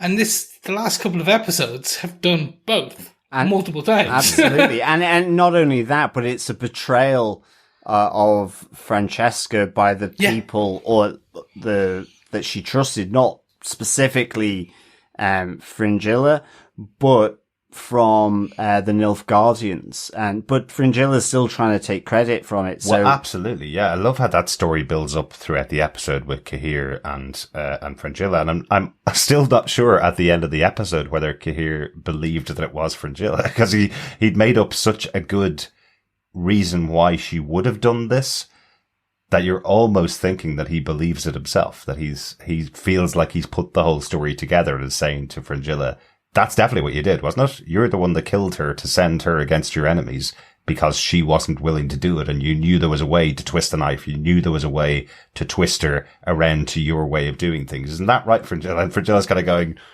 yes, I guess so. We did it. We'll tell the Emperor that we did it. I took it as he did it, and he was like, I told you told me to back you, and I'm going to back you. So I did it, but we did it. You did it. You led with this. That's how I took this. Yeah. And it's not until, like, right at the end, you're like, Well, absolutely. And it gets them into some massive trouble at the end. Yeah. They are waiting for the arrival of Emir, the emperor that they've been following, the White Flame, his arrival. And this is what they were going to put on a platter to say, this is why we are the people you should be trusting as leaders of the Nilfgaardian army. And because they do that, and he knows exactly what happened to the baby of Francesca, because he's the one that ordered it, because they've tried to claim this, that's them on the outs, effectively. They need to be arrested. They are untrustworthy in his army and need to go. So I love that machination on this side. Yeah. Particularly because it gives a great moment for the introduction of the White Flame, something that we've heard about back, all the way throughout the season. So it's been really interesting to have that big moment to reveal him. It's not just the reveal of who he is. It's also the kind of things he's willing to do, for his power. Yeah, agreed. Be very interested to see how all aspects of this story further descends into chaos in season 3. We're going to get the story of more of the story of the elves in the prequel series that is probably going to air between now and season 3. Yeah. Because they showed obviously at the end of this, they showed the trailer. Yes, of course. So we're going to get the introduction of the birth of the Witchers, but also what part the elves played in this, and more stories of the elves. So we're going to see them. We've been introducing them at their somewhat lowest point in the storyline. Yeah. We're going to see them at their highest point in the storyline. And then in season 3, I expect you're literally getting the Sophie's choice. They're like, what level? They're either going to continue to side with the Nilfgaardians and kind of continue to be an enemy of the people, or they're going to get worse. And it's like, so which of two evils are they going to choose? Yeah, I kind of feel this episode is saying at the end about the elves that they are their own faction now. They have learned that they feel the Rodanians have done this unspeakable act against them. As soon as they find out it's the White Flame, or anybody connected with them, well, there's no possible connection back with the Nilfgaardians again. And they've learnt that Ciri is this generational weapon, this weapon that's created for them to win the fight effectively. So why would you join up with anybody else against anybody else? You're all alone against everybody else. And they've been persecuted for so many decades and centuries by everybody else. So it feels like this is the moment when they're binding together, especially with that information from Istredd, to become their own group, fighting everybody and fighting back against everybody if they get that power of Ciri. And I always forget, Istredd and Yennefer are part elf. The two of them are part elf. So it makes sense that he will side with that. He will be that major mage that we have connection of who knows the whole storyline as part of the elves. Yeah. Because Cahir and Frangilla are that for the Nilfgaardians. So essentially we're getting one or two major characters who know who Ciri is in each of these factions. Yeah, absolutely. Going into the next season. Yeah.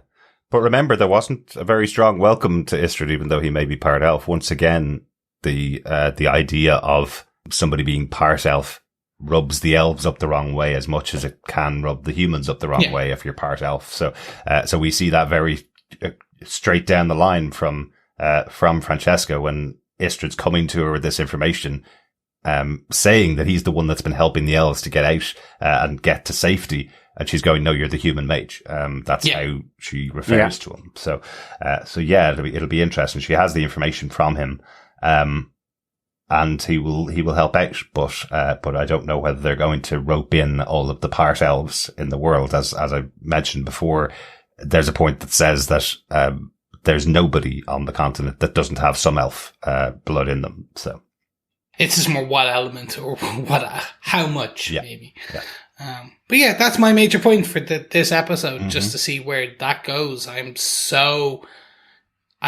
When you go that level of biblical, I'm in. Yeah. I'm like, okay, you're going evil. It really is, isn't it? Old Testament. Yeah. Yeah, that's the wording I was looking for. Thank you. Biblical Old Testament. Thank you. Absolutely. But again, it's really important to frame this correctly for them. They had thought of this child as the first full-blooded elf to be born to them, their only hope. And this is what the entirety of the elves were aligning behind and realizing there is a future for them because they can have children now and because there's a potential that they'll be able to recreate their society. And that's all been taken away by this one act. So it's a massive, it's not just getting angry because she's lost a child. This is the entirety of the elves losing all hope for a possible future that they thought was right there in front of them. So it's a massive thing. And it was their combined, not just the mother and the father, but it was the combined loss of all the elves that helped freed the Deathless Mother. Like it fed into her power, continues to feed her power. That anguish from all the elves. Absolutely. Yeah, and the other thing, just coming back to Istredd, which I really, really liked, was all the time he's talking, there's owls hooting in the forest, and then it pulls back where you have Redanian intelligence, the listening in to the full conversation. Yeah, the leader, as we said before. Well, exactly. But we see the transformation of the owl, in Distra's quarters back in Redania. So really, really like that. So we could have been right. She could have been the leader of Redanian intelligence because she can change into an owl. Yeah, exactly. So, but it's just a really nice shot. Even if they hadn't done the pan back shot, I heard the owl and I went, Redanian intelligence. That was just really nicely done. Absolutely. And it's going to play so big into. I don't even know who that character is, and I'm like, I want more information. This is cool. Yeah. It's a really interesting idea that they have somebody that's transmorphed themselves into an owl and is flitting in and out of people's bedrooms all the time. It's a were owl. She's a were owl. It's going to be the way. It's going to be great. It introduced werewolves, cats. Where ravens. You never know. Where squirrels. Those are the really bad ones. They've got the teeth. Wow, yeah. John, do you want to take us on with your big moment for the episode? Yeah, but it's big, but it's mainly, it's the fight. It's the parallel fight that's happening in Kaer Morhen as Ciri is locked in this bubble world. And you have, the Deathless Mother playing out ultimately her vengeance. We see her killing the witches. Yeah, absolutely. 3 more witches murdered by the knife of Ciri while they're sleeping. Definitely. Given their number was under 20 at the beginning of the season, the numbers are dropping considerably. It's everything here because you see the pain on Vesemir as he sees more witches as she unleashes basilisks from effectively the monolith that has been hiding out in the Witcher tree as well. And cracking that. So I just loved all this portal that the Deathless Mother creates to send out the basilisks, but also, you know, you see them being contained as Geralt's trying to, you know, he's really tried to persuade Vesemir that they have to keep Ciri alive. Can't just kill the vessel of her body to get rid of the Deathless Mother. So I really liked how, as well, even with that, they begin to peel off, so that they can help their brothers, their Witcher brothers, to fight off these basilisks. And the white monster that's created, by, Vesemir is, I love that fight with Geralt, on the kind of, bridge.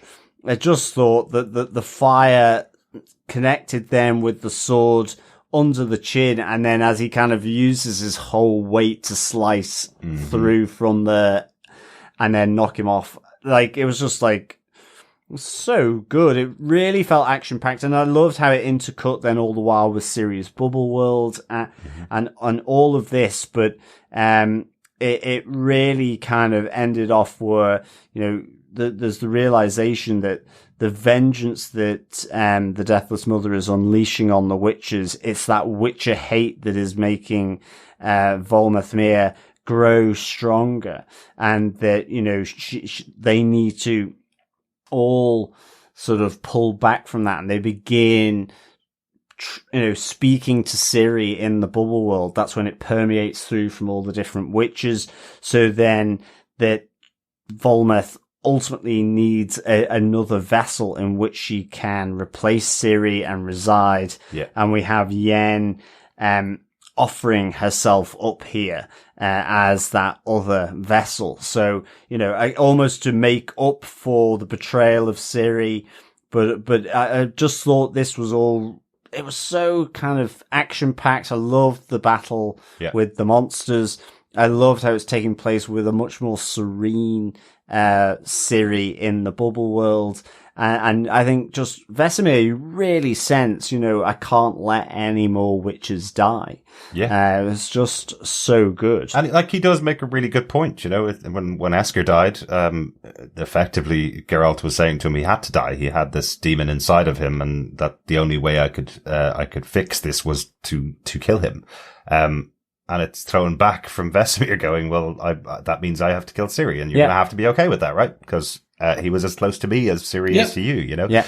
So I really like that battle between the two of them, their minds and their opinions on what's going on. I absolutely loved Geralt throwing up the shield almost without looking to stop Vesemir. You know, again, Vesemir, the one who helped to create him, the father of the Witchers here, and the one that would have helped train him, is stopped almost instantly and held off by Geralt. So showing again the power of Geralt himself. Yeah.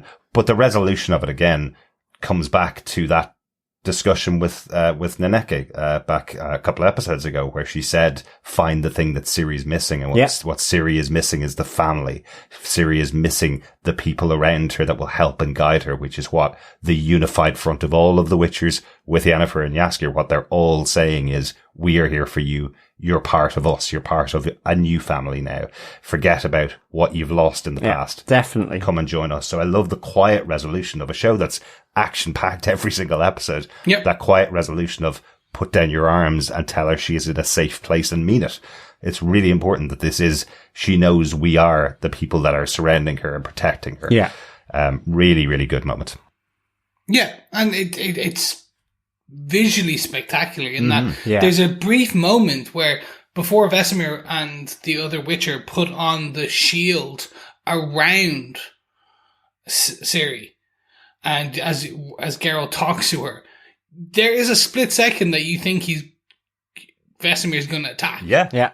Like, and it's only that split second later where you see Vesemir's anger and grief take over, and it's just that beautiful, like, side swipe shot or side sword movement by Geralt to stop Vesemir's blade. Mm-hmm. And he continues that to, unfortunately, well, Vesemir still stabs, so what are you going to do? Yeah. but she heals. It's fine. It's the competing emotions across everything. Yeah. And as you said, it's a quiet resolution, but actually it's the self-sacrifice of Yen, like, who we have seen some brutal aspects of, like, her trying to kill herself in season 1, putting herself, and it's her sacrifice here that brings back her power. I don't fully get that one, whether it was the possession that we turned on the pipeline for magic again, or if it was her self-sacrifice that turned it on and, like, unblocked her chakras, whatever. I'm not sure about that either. I know that the whole premise of where Yen's coming from is that the Deathless Mother is using the thing you most fear, the thing that's deepest inside of you, that you what you want most. I feel like the battle at Sodden Hill at the end of season 1, Yen using the fire magic that she used blocked Yennefer from using other magic. I don't think that the magic was lost. I think that because she used that much power out of herself, we learned this season that the fire draws on the power within. Yeah. So it feels like because she used so much of it, it had drawn it out and it has come back. But I think Yen had made almost a mental block in herself that the Deathless Mother was feeding on. So when the Deathless Mother is gone, the magic returns. I think it's something to do with that. Maybe this is the path that Yennefer goes on in season 3. Why did I lose my magic? How much have I got back? Maybe that's her journey in season 3. But it's not 100% clear why she gets it back. But it's great that she is involved in that sacrifice. Everybody's involved. As I say, everybody in that room is involved in making that moment important. And I do love that Jaskier comes up at the end to the Witchers going, aren't we one big happy family? And they go, not you. That again, like the comedic foil. It adds this levity of a tough couple of moments. Yeah. And truly, if he hadn't been involved, he's the one that threw in this active Jasper Stone that gave the inspiration to Geralt to come up with this plan through Yennefer. But if he hadn't been there and hadn't done that, there's a possibility this couldn't have worked out. So he is as involved as everybody else. You are right, though. One of the cool things about the scene, if you watch it with the subtitles on, as we always do when we're doing the reviews, one of the cool things in the background of every scene that you can't always hear, but there are subtitles of the other Witchers calling for help, and that's why Geralt and Vesemir are breaking off at times in this big battle. They're running to help other Witchers, which I just think is a really good touch of having this battle, even though there's two static, very strong Witchers at Ciri, having a conversation. That's why they keep breaking off throughout, and it's really cool. And ultimately, with Yennefer's sacrifice in terms of taking on board the Deathless Mother, it is then that she arrived at the conjunction, if I understood it correctly, that she is actually simply looking to get home, to get back through the monolith, to return home. And that's when we see Ciri transporting the three of them, including the Deathless Mother, to another sphere where I have no idea what I saw, but I think they're the Wraiths of Morhog. That's correct. Which they mentioned earlier in the season about being the portents of doom. I love. I have no idea what I saw, but this is the exact spelling of it. We Googled, right? No, I just remember that being mentioned previously, so I assumed, because he just said wraiths, I think. It's the wild hunt. So, and yes, the Deathless Mother forms into one of the riders on horseback and says, your place is with us, join our hunt. And then as they charge towards them, it's like, quick, get us out of here, Ciri, The multiverse of The Witcher has been created. Yes, other planes of existence. Very interesting, really interesting. And just a brief snippet of what's happening. And I love, exactly as you said, John, Geralt says exactly the same thing. He just kind of goes, I have no idea what I've seen, but I'll work it out. I'll keep thinking about it. There's the Wild Hunted, and they are last seen riding, we were told in episode 1, they were last seen riding across the sky. And now we know that they were missing a rider, was why they could not go. the Deathless Mother was one of the riders, much like the 4 Horsemen of the Apocalypse here. It's the 7 Horsemen of the Wild Hunt. Right.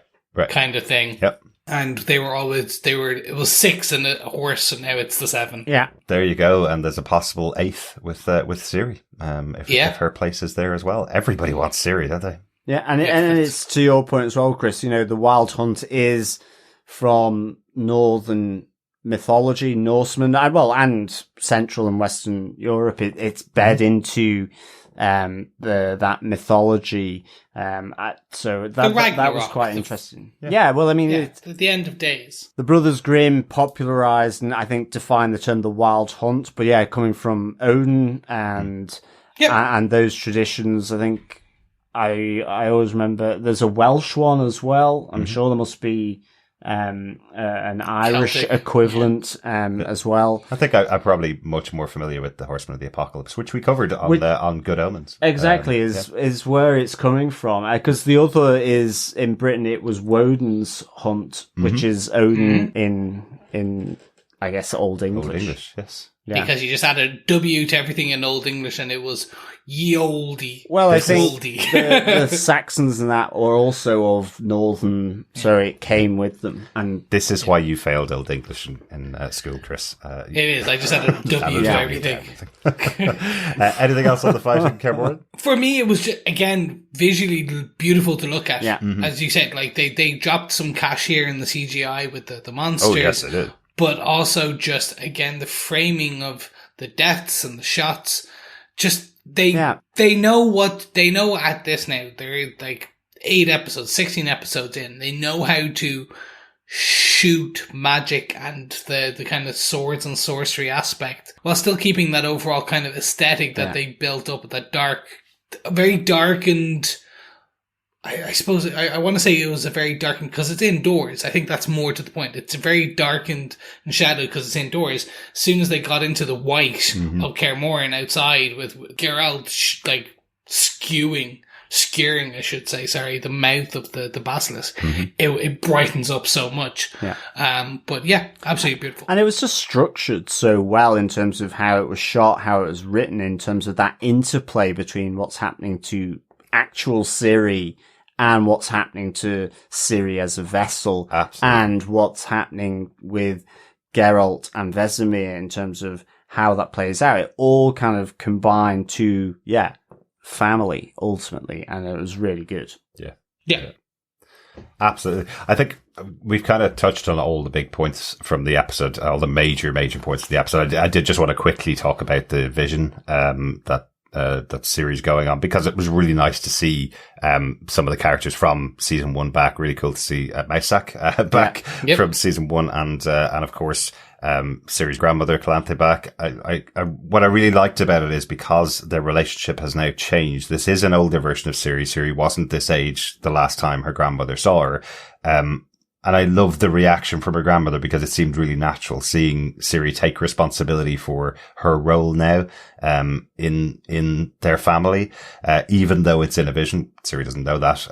She suspects it, but even though it's in a vision, I liked seeing that relationship build, this idea that Ciri's willing to have the suitors come up and dance with her now, things that she would be railing against, in the past, because this is the idealized version of the family that she wished was alive. Her grandmother wasn't like this.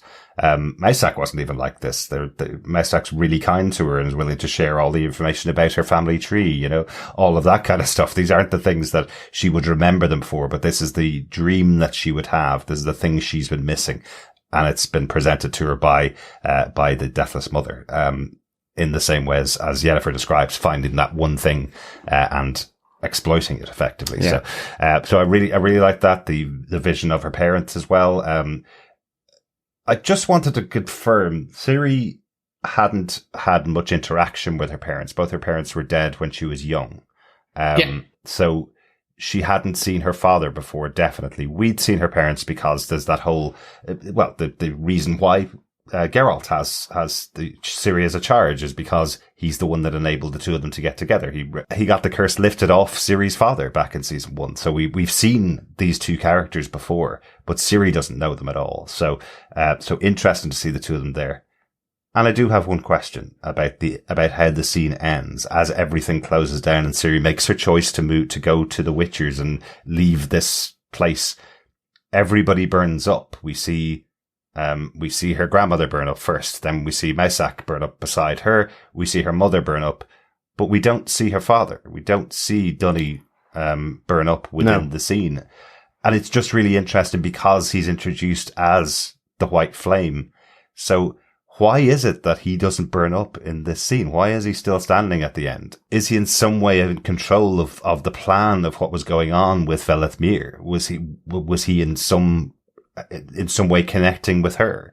Is that actually him in that vision? You know, it threw up loads of questions for me as to why he didn't burn up in the scene. Or were the makers of the show just trying to make sure that we had his face imprinted on us so that when it's revealed at the end that it's her father, we know exactly. Yeah, exactly. It's difficult to know because I suspect like the White Flame is also a mage and a magic user to some degree. I feel I just can't remember from season 1 now because there's a feeling of strength, you know, and plotting. So he could have inserted himself into that. He could be the whole reason behind the Deathless Mother in the first place in order to have that moment. But I don't know as such whether I would tend towards that because he wants his daughter back and he says that at the end, you know, he's looking for his daughter.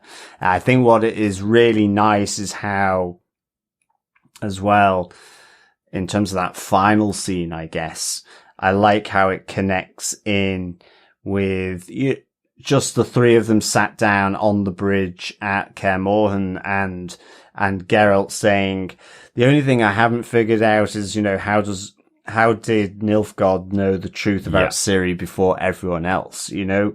And then it's like blam into White Flame, with Emir. So I thought that was really cool transition.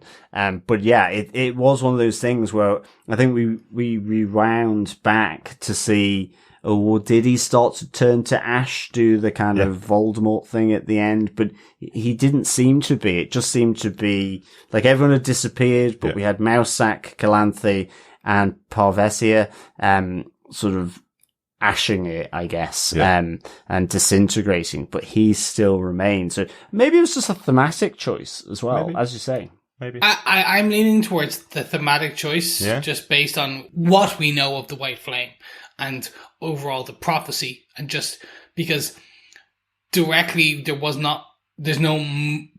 many points of the Child of Surprise being the weapon, or like many linkages to the prophecy, etc., that we know of now. I think they have a choice within the writer's room. Like, they can go both ways like this. Yeah. Like, they can make him as powerful as Ciri to a degree, and maybe it wasn't the mother's side, it was the mother's side plus the father, who was a big mage and magic user, etc. Yeah.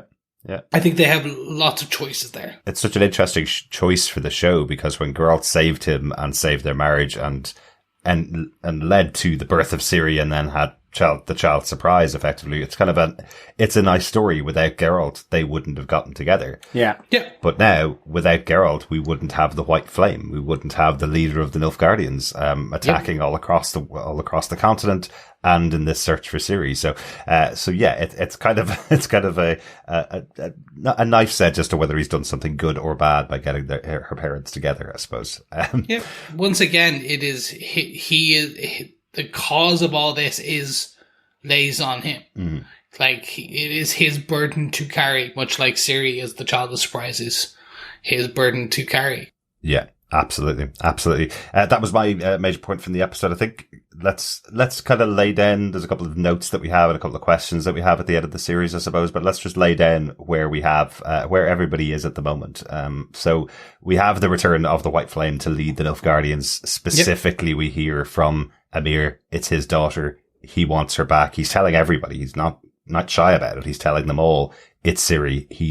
That's the most important thing. We have the elves on the other side. Istredd has told them who Ciri is, that she's the weapon to save them for their future. So they will also be after Ciri.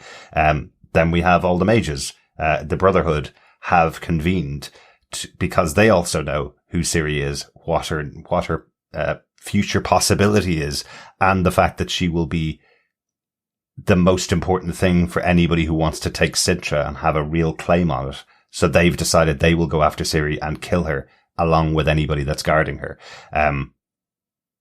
Which they know is Geralt and Yennefer. So there's all three factions now are after Ciri. Yeah. For varying reasons, but all after her now. So it's an interesting way to wrap up the series. Yep. And the divorced mother and father are going on a road trip with Ciri. Mm-hmm. It's going to be full of bickering, and that's going to be fun. Maybe to cut the tension with a knife. Yeah. The training on that's going to be interesting. Mm-hmm. How Ciri and Yen and Geralt travel and where they go to, and will Jaskier come? And I can see the fun jokes there. Like, that's going to be an interesting dynamic in the next season. You can see fun jokes in this next season. That's a good thing, Chris. Yeah, it is. Considering how dark we ended. But you're right. I do love the response from Yennefer when Geralt gives her the task, effectively, of she has to be the one to train Ciri, and she goes, I wouldn't trust anybody else other than me to do it. So I like that. Yeah.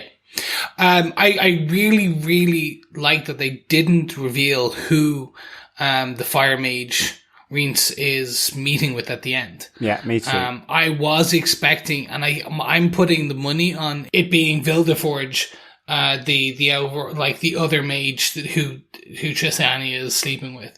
I'm expecting it to be him, because they started to show his character not being as nice as we all expected him to be, whereas altruistic, by him going dark onto Saya, and screaming at her, and then basically gaslighting her to say it was her fault. He really wished it wasn't, she didn't put him. And then they show her to be evil anyway. And I was like, okay. From a certain point of view, Chris, from her point of view, she's trying to save the continent, of course. True. But remember, this is the slowest build of a possible villain in the show that we have in this character, because last season we saw him turn on his own men and take a mace to the face of one of his own men. So we knew he was dark. We knew he was bad. And we knew that he was using Tissia to get the power at the Brotherhood, effectively. So it would be interesting if he's the one, and I think he's the most likely prospect. Yeah, definitely. To be using Rience the Fire Mage to get to Ciri. I think he's the most likely one. Yeah. So it'd be interesting to see where that kind of knits out. Mm-hmm. My final one is just who is the Owl Mage? I knew you wanted to say it. Yeah, all episode. That's it. I've just been waiting and waiting. It's so cool, because I for so long thought it was it's just they're talking through the owl, and the owl is psychic and blah blah blah. But to find out it is someone transmogrifying themselves and transforming into an owl. Yeah. And then I'm pretty sure it's the books or the game explain it. I haven't seen it. Yeah. Not sure. Or we did guess it, that she is the leader of Redenian intelligence. We just didn't know that she would change into a human. We thought it would just be an owl that was giving all the directions. Yes, pretty much. The interesting final bit on this is that Dijkstra being outed, or confirming that he was Jaskier's benefactor and trying to help the elves, which just leads way more questions. I was like, what? He's doing it to try and prop up the elves, to go with the Nilfgaardians, to make it worse for them and better for the... this is where the politics, I'm like, okay, so why are they doing this? Or... yeah, it was a bit of a head scratcher, but I'm like, okay, see where it goes. It's going to be interesting. Yeah, it's interesting, isn't it? Because I had heard that from Dijkstra when he said it, and all I could think of was, artists have sponsors, effectively. So so that's how they're able to travel around the world here, is because he's his benefactor. He's the one that's paying for it. It's only now when you're saying it that I understand that actually the benefactor that you're talking about is the person that would help to move the elves, which is a much more important job than just supporting Jaskier. All I was thinking was Jaskier thinks he's famous and is making lots of money for his work, but actually it turns out it's Redenian intelligence supporting him. So no, it's about the movement of the elves. That makes a lot of sense. Interesting again. Wrapping another major character now. Jaskier had no real skin in the game, but potentially it's going to be drawn on from Dijkstra next season. Definitely. Yeah, very good. Any last points before we close out the episode? None from me. None from me. All right. Well, John, overall, what did you think of the final 4 episodes of The Witcher Season 2? Really just enjoyed the hell out of these last 4 episodes. For this episode, I would give 5 squirrels out of 5 for sure. And I mean, just these last 4 episodes, I just thought they were really tightly done, really well structured, just flowed through. And I love where they've left it for season 3. So yeah, this was really, really good for me. Mm-hmm. Excellent. Yeah, I'm totally with you. Really good season this time, and really good last 4 episodes. The only complaint I have about this show is how difficult it is to keep some of the characters straight. Well, definitely. The cast is huge, and it is really difficult when I'm trying to work out who works for who and where, and who's responsible for the movement of the storyline here, and then you add in mythical creatures to it, and creatures that we haven't seen before. There's so much going on throughout this show, and it's interesting having read one of the books, which has, like, I would say, a fifth of this kind of activity going on in an entire book. Like, it's spread so slowly over a book, in comparison to what they're doing on the show. So, it's an interesting choice now that I can compare the two, to put this much content into one season of the show. But I am really enjoying it. I'm enjoying the storyline. There's lots and lots going on, and lots of moving parts. And I have to give a good bit of credit for whoever it is that's designing the monsters, and make sure that their name is said twice in every episode. Have you noticed that? Yeah. So when the monster first appears, they name the monster, and then they repeat the name of the monster, just so you know.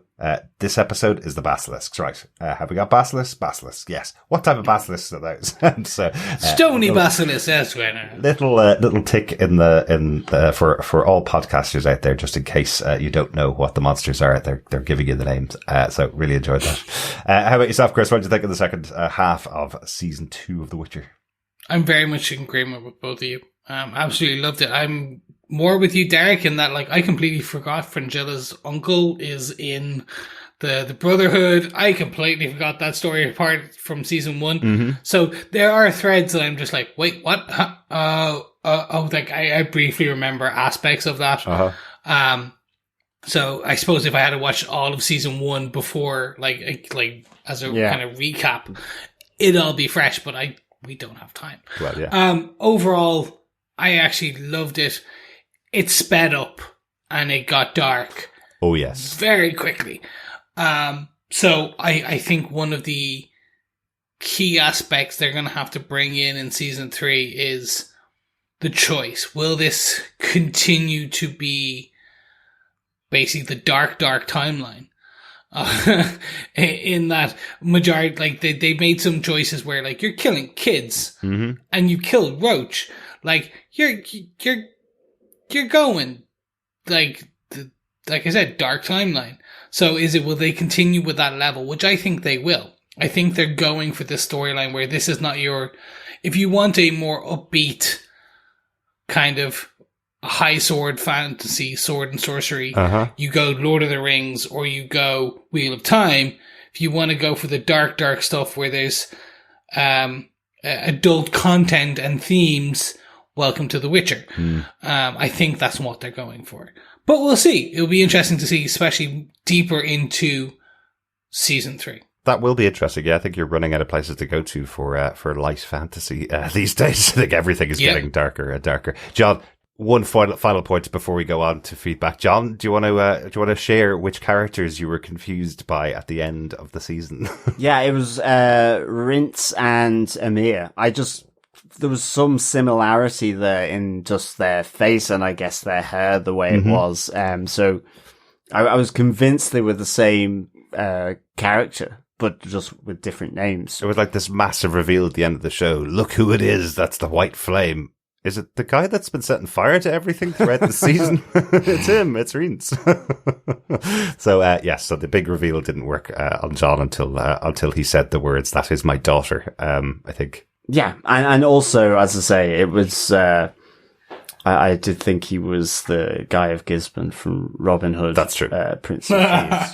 That's true. Let's get on to some feedback from our wonderful fellow witches. We'll start off with Dr. Bob Phillips, who has, as I said last episode, has shared thoughts about each of the 8 episodes. Here's his thoughts about episode 5 through to 8.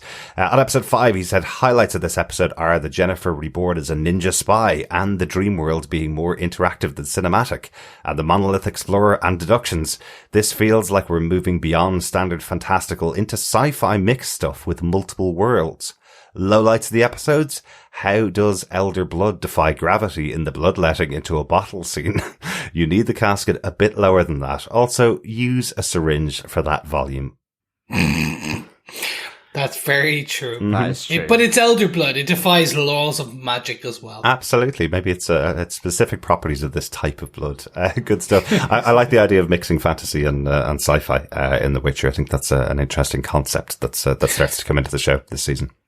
Definitely. And now that you've seen that there is multiple worlds in the game, CD Projekt Red, you have people saying that they've seen Ciri in the game or files within Cyberpunk. So apparently really? she went to there as well. Yeah, definitely fun. There's a nice crossover. On episode 6, Dr. Bob says, they killed Roach and brought Yennefer back to kiss Geralt. Ciri's Dark Whisperer is very unnerving. Given it's episode 6, I think this is going to pay off next season, though. Love the callback to purity and the first meeting of in Yennefer's sex party. Was that the unicorn story that Yennefer's telling? That was the unicorn story. The stuffed unicorn that Geralt and Yennefer had fun on. Yes, they did. Say it that way. Yes, they did. On episode 7, Dr. Bob says, so much happening. Going on an adventure and slaughtering baddies to rescue Ciri was a payoff I didn't expect so quickly. Nor did I think Baba Yaga would escape from the hut and bind them with the interstellar princess. I like that. I like that, the interstellar princess. Finally, on episode 8, Dr. Bob says, loving the armory full of potions as well as traditional weaponry. Also, Vesemir has clearly gone to the same singing teacher as Chris. Really didn't expect the monolith within the tree. That linking was like Jurassic Park on acid. Excellent. I'm very impressed. Francesca makes Herod look like an amateur. I just didn't think the trio would make it back. I thought that this season would end with this setup. Thought that this was a 3rd season setup in voyaging to a distant portal. Ooh, interesting. That would be I'm glad they made it back though. Yeah. Yeah. And it gave Geralt a final opportunity to go, I don't know what's going on. Exactly. Like me.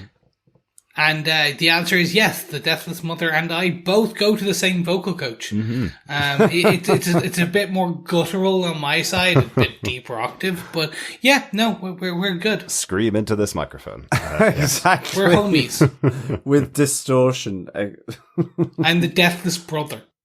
There you go. Oh, there you no. go. Thanks, Dr. Bob, for your thoughts. I hope you enjoyed the whole of season 2 of The Witcher. Yeah, thanks so much, Dr. Bob. Yes, thank you, Dr. Bob. We also got an email from Coffee and Vodka who had said this. Greetings, remaining Witchers. Oof, harsh. What a difference when you stop watching a series and start experiencing it. Decided to go for a Witcher-themed birthday, went through Nightmares of the Wolf, and then the final 4 episodes of the series in one break-free binge. Ooh, very good. A lot to take in, and way too John Wick series for season 3. The plight of the elves, political intrigue, infanticide, so much infanticide, the return of Yennefer's magic, the further depletion of the Wolf Witch clan, so much more. Despite its solid plot this time round, it ends with several shows worth of cliffhangers. Surprisingly, not a bad thing. This is because it also ends with the entire band back together again. More or less a stable team. The lack of happily ever after Geralt and Yennefer's relationship was an excellent move. Once Rachel and Ross are back together, the show is over. Jaskier, who was 3 shades of irritating in the first series, was perfect in this one. Just the right amount of humour with an extra edge of sarcasm. And as always, the violence was excellently staged. Though why Roach had to be the one on the receiving end is beyond me. Rest in peace, sweet Roach. The few bad notes were the telegraphing of Elfin's baby's death, and the appearance of Ciri's father. He was the only one not to fade in Baba Yaga's illusion. The worst being the illusion itself. It was officially a trope. She should have been in psychic chains if Babby thrives from the suffering. These, however, just barely dinged an otherwise heady experience. 4 monolithic monsters, Chernobog bogs, Blonda Yagas, and orthodontist dreams out of 5. Peace and take care, Coffee and Vodka. P.S. How weird is it the 3 series I'm watching, The Witcher, Peacemaker, and Book of Boba Fett, are all about a professional killer trying to change their programming. Mm-hmm. Thank you so much, Coffee and Vodka. Yes, they kind of professional killers trying to change their life is really in right now. It's almost vogue. It certainly is. Everybody wants to tell the story of the anti-hero. Yep. If only they allowed us to bring back Punisher. Oh, we got a good season of Punisher. Oh, we did. But to John Berthold back again would be amazing. It'd be great. It'd be great to see him again. Excellent. Thank you so much, Coffee and Vodka. I'm glad you enjoyed it, and that's a good way to spend your birthday. Hopefully you had a very good birthday. Hope you enjoyed it. Nice way to spend it with Nightmare the Wolf and these last 4 episodes as well. Yes, absolutely. Thank you, Coffee and Vodka, for that, and happy birthday. I would sing for you, Coffee and Vodka, but apparently we'd lose half of our remaining Witchers. Or as a present to Coffee and Vodka and everybody else, you're not going to sing happy birthday. That too. It's glass half full, glass half empty. Glass half depending full, on how you look definitely. at it. Excellent. Thanks so much for joining us, fellow Witchers, and thanks, John and Chris, of course, for joining us all to discuss The Witcher Season 2. We hope you stay subscribed to the podcast. There's lots and lots of great stuff coming up in 2022. You can subscribe to the podcast by looking for us under TV Podcast Industries, or go to our website at tvpodcastindustries.com. You'll find all of our podcasts up there, including all 4 episodes of The Witcher now. We will be covering Star Trek Picard from the start of March and Moon Knight from Marvel at the end of March. So we do hope you'll join us for those brand new shows coming to Amazon Prime for Star Trek Picard, or Paramount Plus in the US, and Moon Knight coming to Disney Plus. So lots of stuff in there. A couple other movies we will, I'm sure, be talking about. The Batman's coming out on March 4th, which I'm sure we'll be talking about on the podcast as well. So lots and lots of stuff going on. But we'll be taking a little break between now and then. We're going on holiday together, weirdly. I know. Yeah, myself and John are taking a week and going off on holiday, and then we're going to be joined by Chris for a few days of relaxation and no podcasting. That'll be fun. Yes. Yes. Can't the Super wait. Bowl will be on. We will be cheering on our teams. Go football, not soccer. Football. Go Bengals, Chris. Yes. Yes. The Tigers. Will the tiger destroy a ram?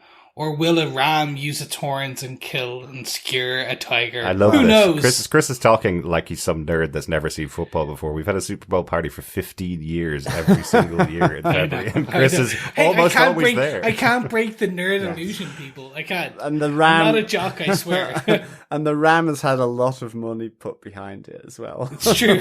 It's been cybernetically enhanced. Genetics.